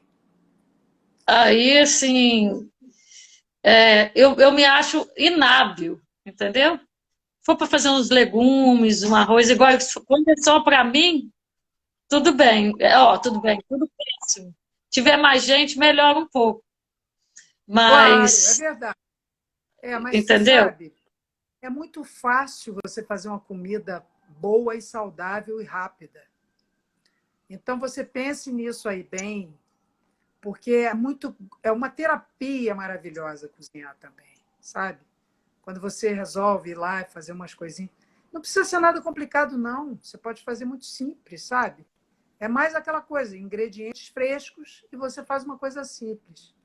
É muito Não bom. tenho habilidade, não tenho É muito... habilidade com uso de tempero, não sou boa. Nossa Senhora, Mas eu vem cá, falo, olha só, os temperos do Brasil que a gente mais usa, quais são? Os dois ou três? Fala aí. alho, O que a gente mais alho, usa no tempero brasileiro? Alho, cebola, cebola, azeite. azeite. É, Pois é. Então, se você tiver alho e cebola, é isso, se você tiver alho e cebola na sua casa, limão, aí vai indo, aí você vai aumentando, é claro, né? Você vai é. aumentando o repertório, é que nem repertório, você vai aumentando aos poucos. É porque tem gente que tem, você que gosta, então, você deve ter já um refinamento de sabor, tem gente que vai criando, assim, a comida, quanto mais gostosa, ela é leve, ela não pesa no estômago. Quanto mais a pessoa Sim, sim. sabe O cozinhar ideal é bem, você fazer coisas leves, sem dúvida. Mas assim, entendeu? Né? nossa, mas está falhando você aí. Tá falhando muito. Mas eu estou, assim, curiosa para ouvir esse, essa homenagem ao João Gilberto, assim, né? Não está muito bonito. Ouve lá A que você vai referência gostar. de A gente fez. todos nós, né? E João Gilberto, realmente uma coisa incrível. Foi um privilégio. Eu uma vez assisti um ensaio do João Gilberto com Tom Jobim, né? Que foi uma delícia, porque não tinha música. Quer dizer, eu não estou dizendo que foi uma delícia porque não tinha música. Queria que eles tivessem tocado, mas eles não estavam tocando, eles estavam de papo. Um papo, assim, um papo bem tranquilo. E eu estava no Rio e fui lá, porque eu falei, eu não vou perder essa oportunidade, né? Já morava aqui e tal. E foi muito gostoso. Aí entrei, depois falei com eles e tal. E é muito interessante você ter essa oportunidade, né, de ver essas pessoas no momento, no normal delas, no natural delas, sem câmera e ação, entendeu?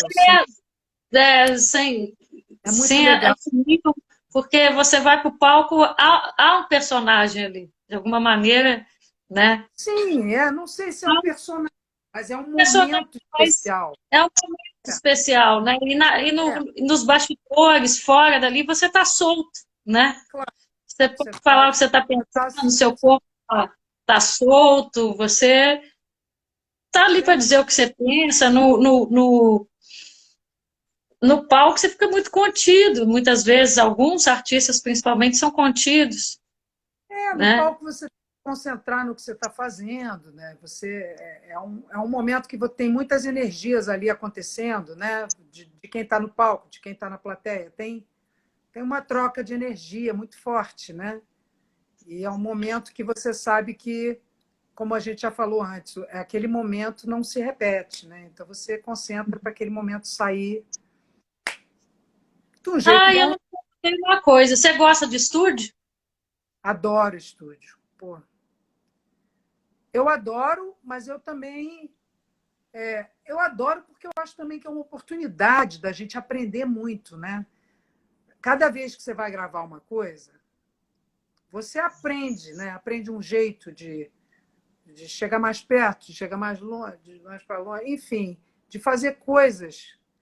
O microfone te ajuda muito a fazer a dinâmica, né? Uhum. Eu Ah, e aquele sinto, reverb do microfone de estúdio não existe igual, né? pois é, reverb é bom. No banheiro é muito bom por isso também. O banheiro tem esse reverb natural, né? É bem gostoso. Nossa, adoro. Eu gosto, adoro, adoro. Acho que esse disco que você até mencionou outro dia, quando você fez a apresentação, o disco de duo, que eu e o Hélio Alves, né, que é Uhum. piano e voz. Esse disco Uhum. eu gravei. Nós tínhamos 2 dias marcados no estúdio para fazer o disco inteiro.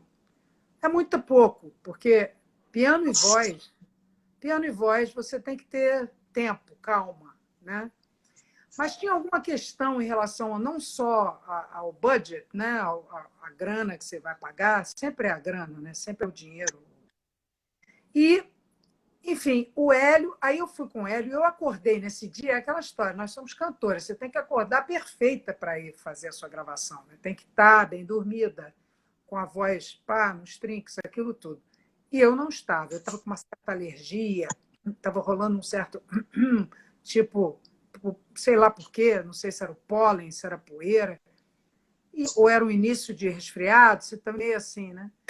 Aí eu fui para o estúdio e falei, bom, eu vou cantar tudo, vamos fazer, voz guia, vamos gravar o piano.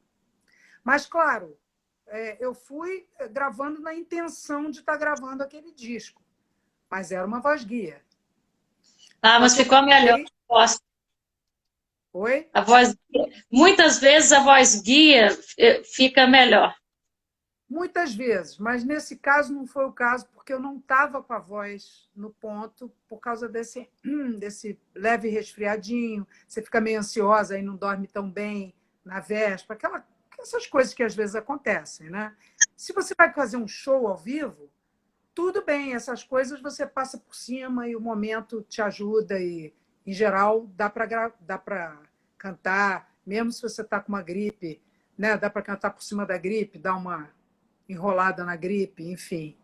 Mas para gravar, aí eu falei, bom, aí eu cantei tudo, ele gravou o piano todo, gravamos o piano todo em 2 dias, né? E depois eu fui fazendo a voz aos poucos. Inclusive, demorei até demais, porque eu tinha liberdade no estúdio, o que não é bom também. Porque aí fui gravar no outro estúdio, onde a minha.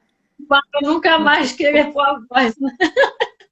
Não, como diz Você- a minha bônus filha, minha enteada, Alana da Fonseca. Ela é engenheira de som, produtora musical e tal, faz música para filme. Hoje em dia mora em Los Angeles, já há 7 anos, mas ela é nova-iorquina. E ela que gravou minha voz no estúdio aqui. Então eu ia, quando ela tinha tempo livre no estúdio que ela trabalhava, a gente marcava, nesse dia está livre, pode vir. Aí eu gravava algumas coisas naquele dia. Aí depois no outro. Aí eu acordava um dia e falava, Lana, tô ótima hoje, será que tem um espaço para a gente gravar? Então foi meio assim, entendeu? Que por um lado foi bom, por um lado não é bom que você demora demais, acabou ficando picado demais e demorando. Mas foi uma experiência maravilhosa poder ter calma para fazer. Porque eram músicas difíceis, não eram músicas fáceis. Chegar e. Você não canta assim o choro bandido, assim, lá, lá, lá. Pelo menos para mim não é fácil chegar e cantar tudo assim, sabe? E passar, né? Passar uma emoção. Agora, eu procuro fazer, não ficar repetindo 500 vezes a música. Eu tenho eu acho que a repetição perde a emoção. total. A repetição, Perde, você começa perde a o fio da automatizar. meada, né? A minha querida amiga Carla Braga passou aqui. Oi, Carla. Beijinho para você, para a família toda. Mulher do Paulo Braga, Gracinha.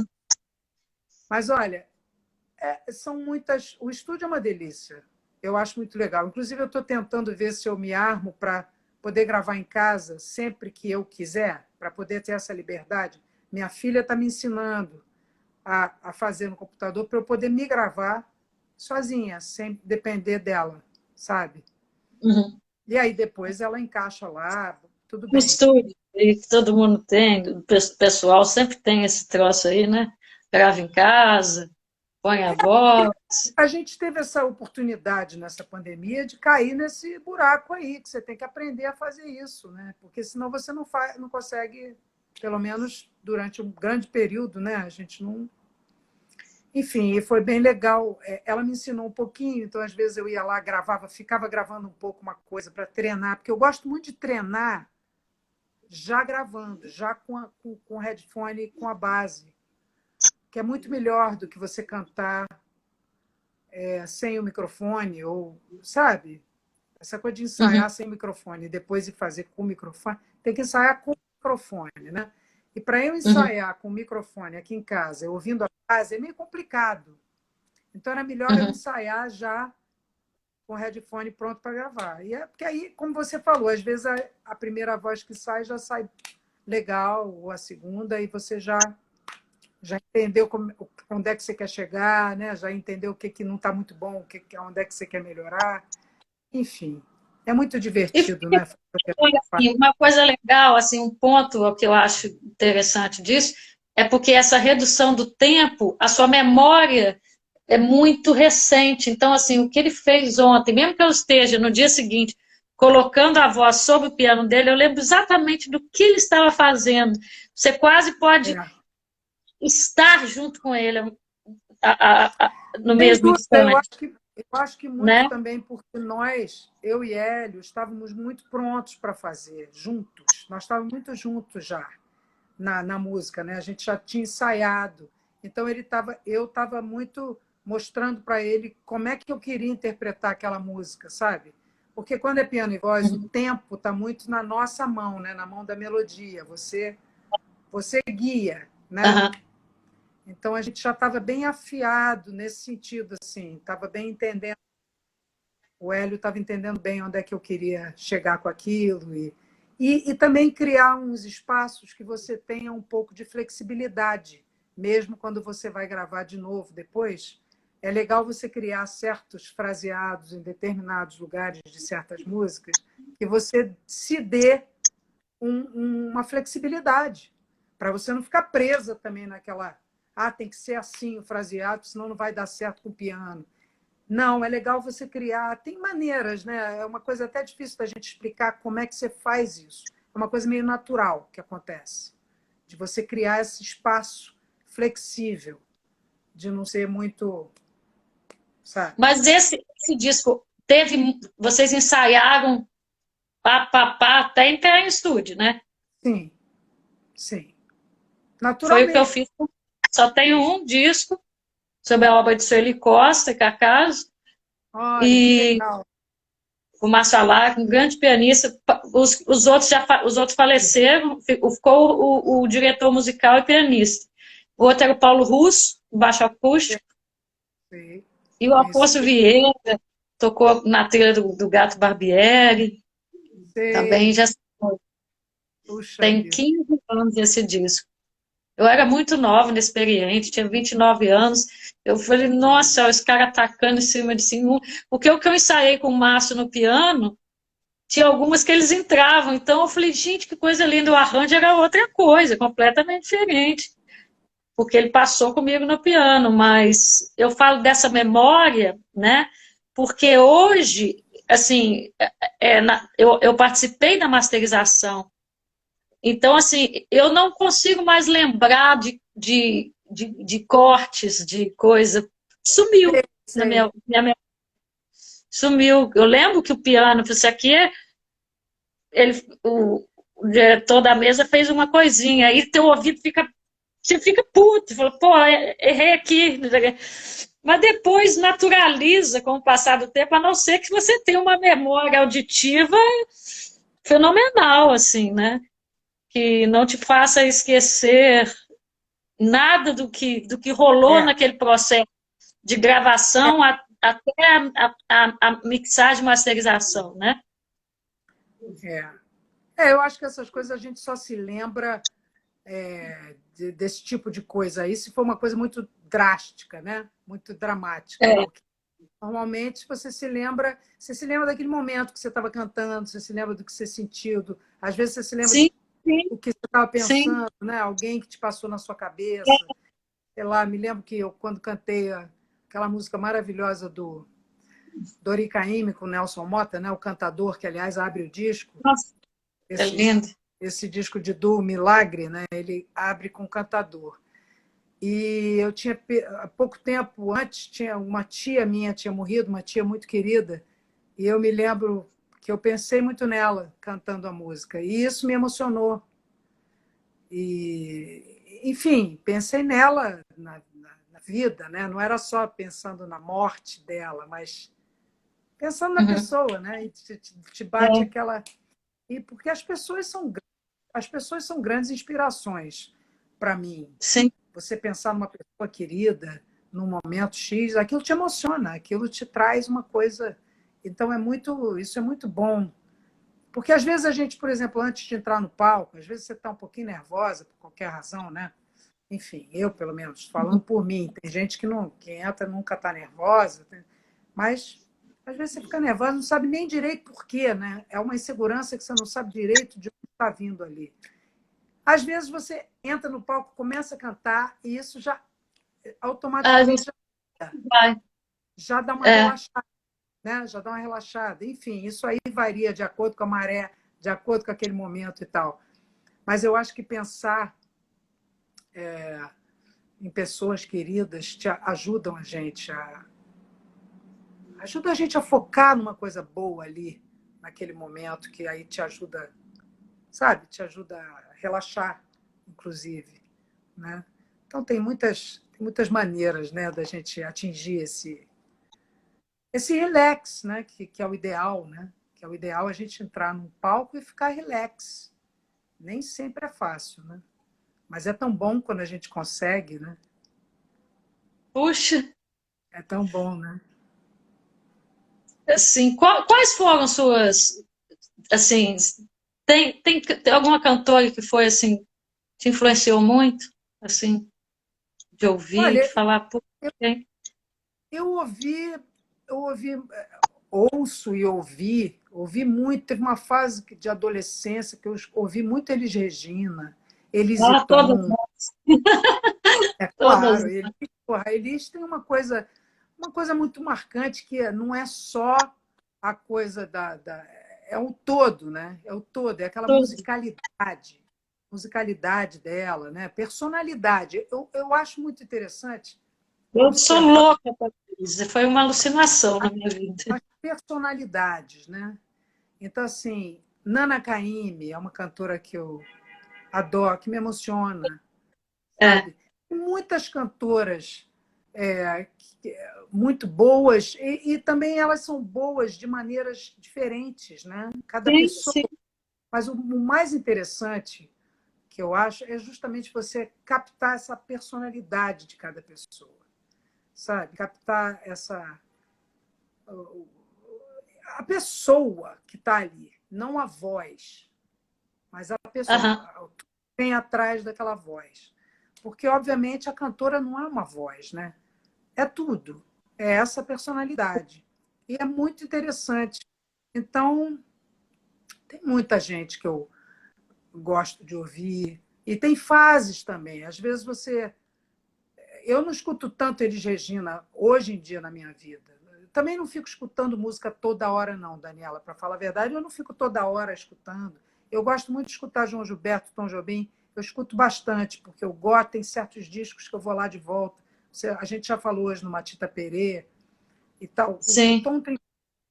O Tom tem tanto disco lindo, João Gilberto também. E tem os discos de Billie Holiday, de Nossa, eu Sarah Vaughan. estava na fase Billie Holiday.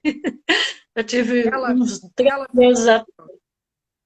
tem uma cantora que eu sou muito fã, que já se foi, que era uma cantora sueca, que cantava jazz.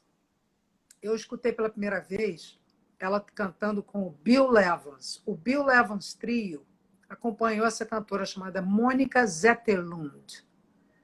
Ela é maravilhosa, é uma coisa assim...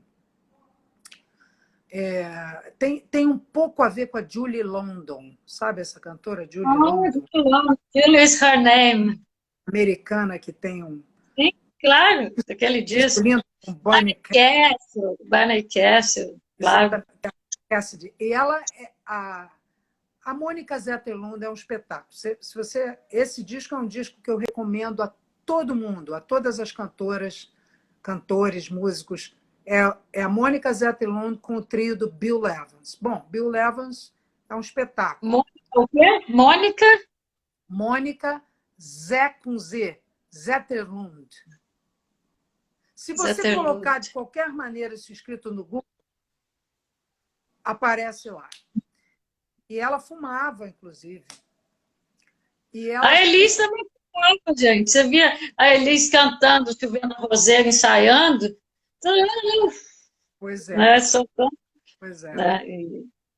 Enfim, numa época em que o cigarro não parecia afetar tanto as cantoras, né? Engraçado isso, né? Estranho isso.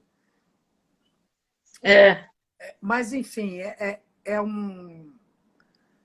essa cantora é maravilhosa, essa Mônica Zetterlund. Eu fiquei muito fã, e ela canta nesse disco algumas músicas em sueco, né? Que é uma língua tão complicada. Nossa. E eu estive na Suécia algumas vezes e cantei uma das músicas em sueco, naturalmente lendo a minha escrita. Eu escrevi tipo em português o sueco, né? Porque não dava para aprender sueco em 3 dias, em uma semana, para poder cantar a música. Né? E nem... Eu conheço um dos filmes do Bergman, mais nada. Nossa, coisa maravilhosa os filmes do Bergman. Adoro, adorava, chorava, me debulhava de chorar assistindo os filmes do Bergman. Incrível, né? Mas, enfim, essa cantora é das que eu mais adoro, a Mônica Zetterlund, sueca, e foi a única cantora mulher acompanhada pelo Bill Evans. Ele fez um disco também com o Tony Bennett. Ah, isso eu conheço, com o Tony Bennett eu conheço. Então procura, que eu acho que você vai gostar, uma grande cantora. E muito natural, sabe? Ela é do tipo que ela devia gostar de bossa nova, e se ela cantasse bossa nova, ela ia se dar muito bem. Ela muito natural, é uma técnica muito natural. Não era aquela coisa impostada, mais complicada, mais estudada, sabe? Gosto muito. E um timbre bonito. Depois você ouve e me diz. Mas tem muita gente boa, né? Mas como disse o Tom, às vezes não dá para você escutar só aquela cantora por muito tempo, ou aquele cantor. Você pode escutar o Frank Sinatra por muito tempo. Você, sabe, tem muita gente boa que dá para você ouvir porque as músicas são lindas, ou porque o cantor tem uma voz. Enfim, tem tanta gente que canta bem. O Brasil é lotado. O Djavan é um cara que canta lindamente.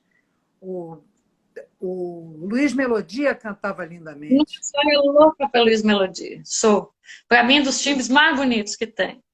Pois é, além disso, aquela música dele, né? O jeito dele cantar, aquela personalidade, aquela malandrice. E a sensualidade, a elegância dele, né?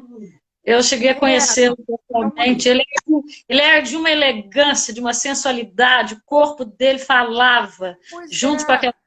Era um corpo... Então, assim... Verdade, né? A coisa da verdade. Eu sou isso aqui, ó. Pá! Então, não tem negócio de esconder, de armar, é um negócio ali de verdade, honesto e simples. Porque é simples. Né? Enfim, tem tanta gente que canta bem, né? Tem tanta gente cantando bem.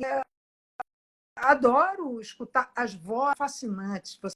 Você escutar voz, às vezes até uma vez ou outra eu dou aula, não dou muita aula, mas eu tenho uma ou outra pessoa que quer aprender coisa em português e tal. Eu não dou aula de técnica vocal, eu dou aula de fraseado na música brasileira, enfim, Uhum. dou aula do que eu sei, né?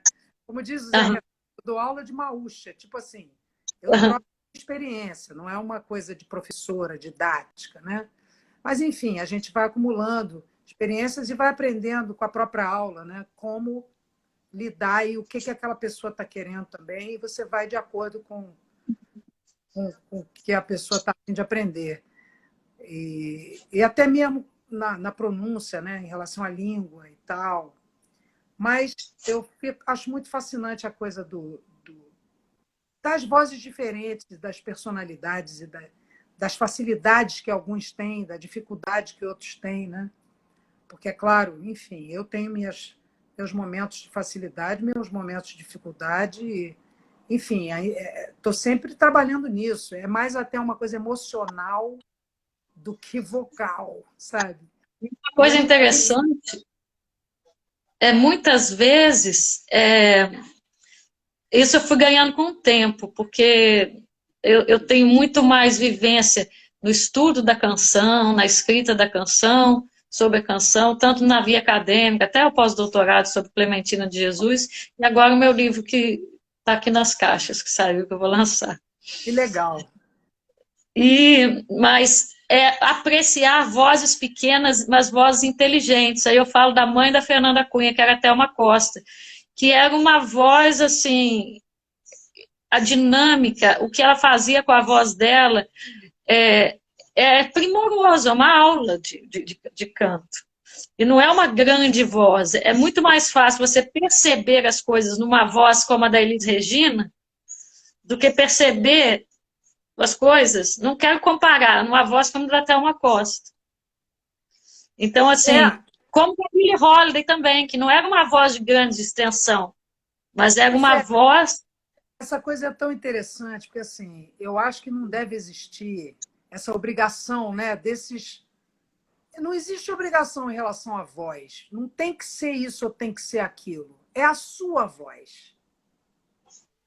Então, e o João Gilberto, esses exemplos que você deu, e o João Gilberto está aí para provar isso também.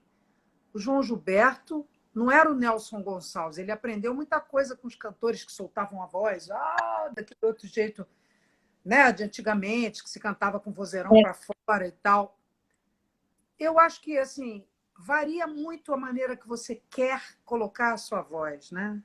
Às vezes eu gosto de cantar muito baixinho uma coisa, às vezes você solta mais, porque uma música pede, ou seja lá o que for que pede musicalmente para você mudar essa embocadura, né? Porque não dá para cantar tudo que é música igual, né? Você muda um pouquinho. Pelo menos para mim funciona muito assim. A dinâmica muda muito, dependendo do que a música está te pedindo, né?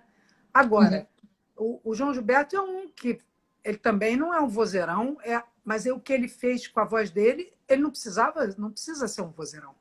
Aí é que tá. Você, para ser um cantor maravilhoso, não tem que ser vozeirão. E se tiver um vozeirão, Exato. tudo bem. Tudo bem se tiver um vozeirão, mas tem que saber o que fazer com o vozeirão, porque não adianta ter vozeirão e não saber o que fazer, né?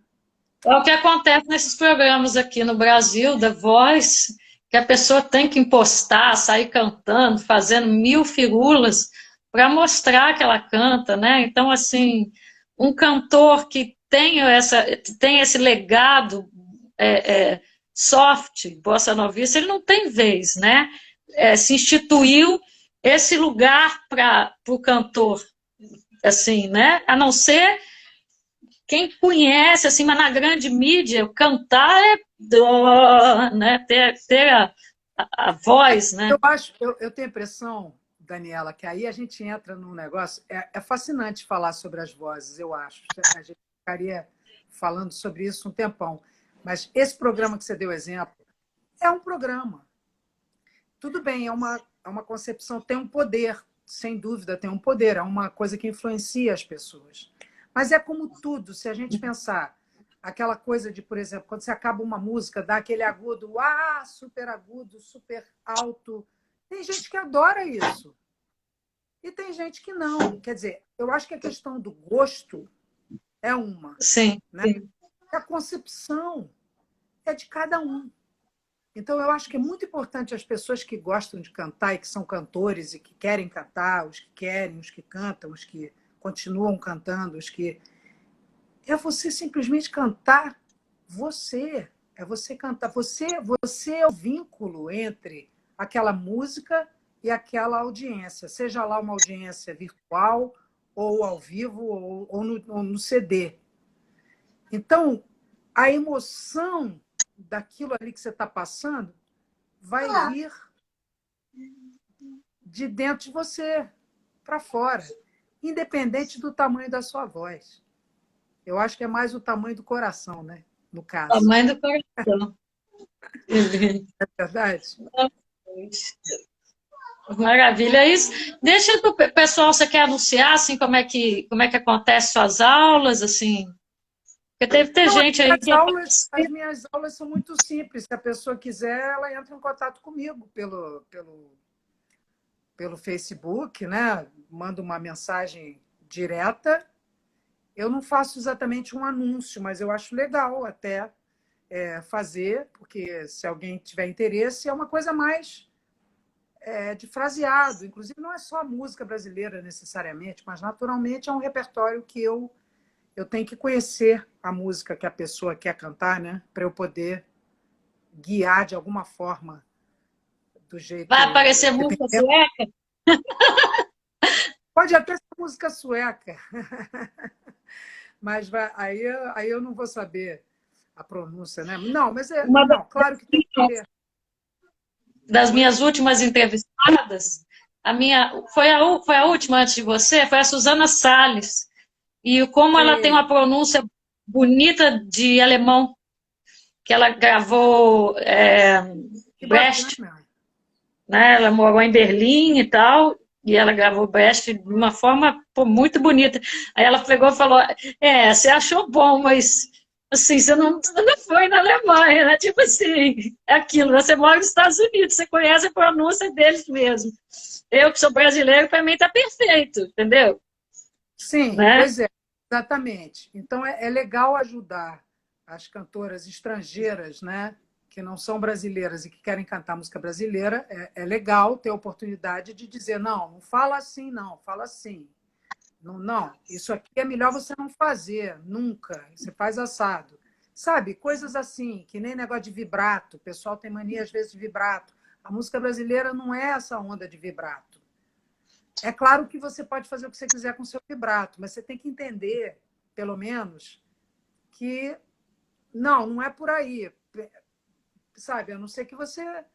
Se você quer fazer o seu vibrato, tudo bem, mas não é que a música esteja pedindo a você. Então, aí...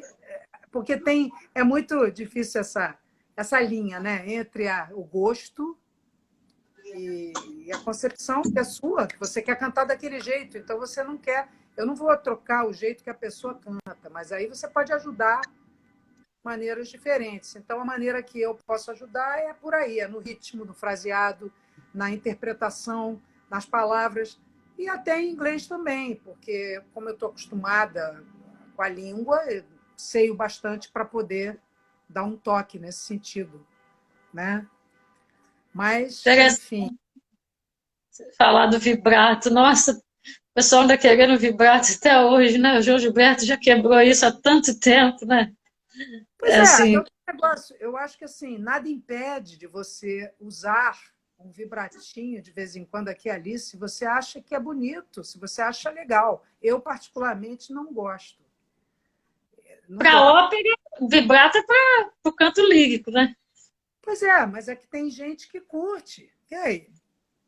É aquela história, tem gente que gosta de vermelho, tem gente que gosta de azul, o outro prefere amarelo. É uma questão muito de gosto nessa hora, né? É um negócio do bom gosto, do bom gosto, do mau gosto, que é de cada um, né? O que é bom gosto, o que é mau gosto? Cada um que vai saber, né? Bom, Maúcho, acho que na nossa gente já conversou bem, né? Uma maravilha. Assim, eu não tenho como... Quanto tempo a gente está conversando? Te agradecer. Beijo, 1h50. Mais beijo. Olha, agora, só tenho uma dúvida se essa live se vai entrar se vai acho que sou eu mesmo, porque se entrar na sua, porque eu jogo pro meu canal, muita gente vê, depois eu saio distribuindo. Sei, Porque não, se o legal. convite foi seu ou meu, mas eu acho que o convite foi meu mesmo, entendeu? Não, Porque se for você que seu, me vai pagar. convidou e eu aceitei. Tá. Então tá beleza. E Muito apareceu muita obrigada. gente legal. Eu te agradeço, sou sua fã. Tem muita gente aí Ah, que apareceu que eu conheço assim de nome, né? Que tá por aí, muito músico, né?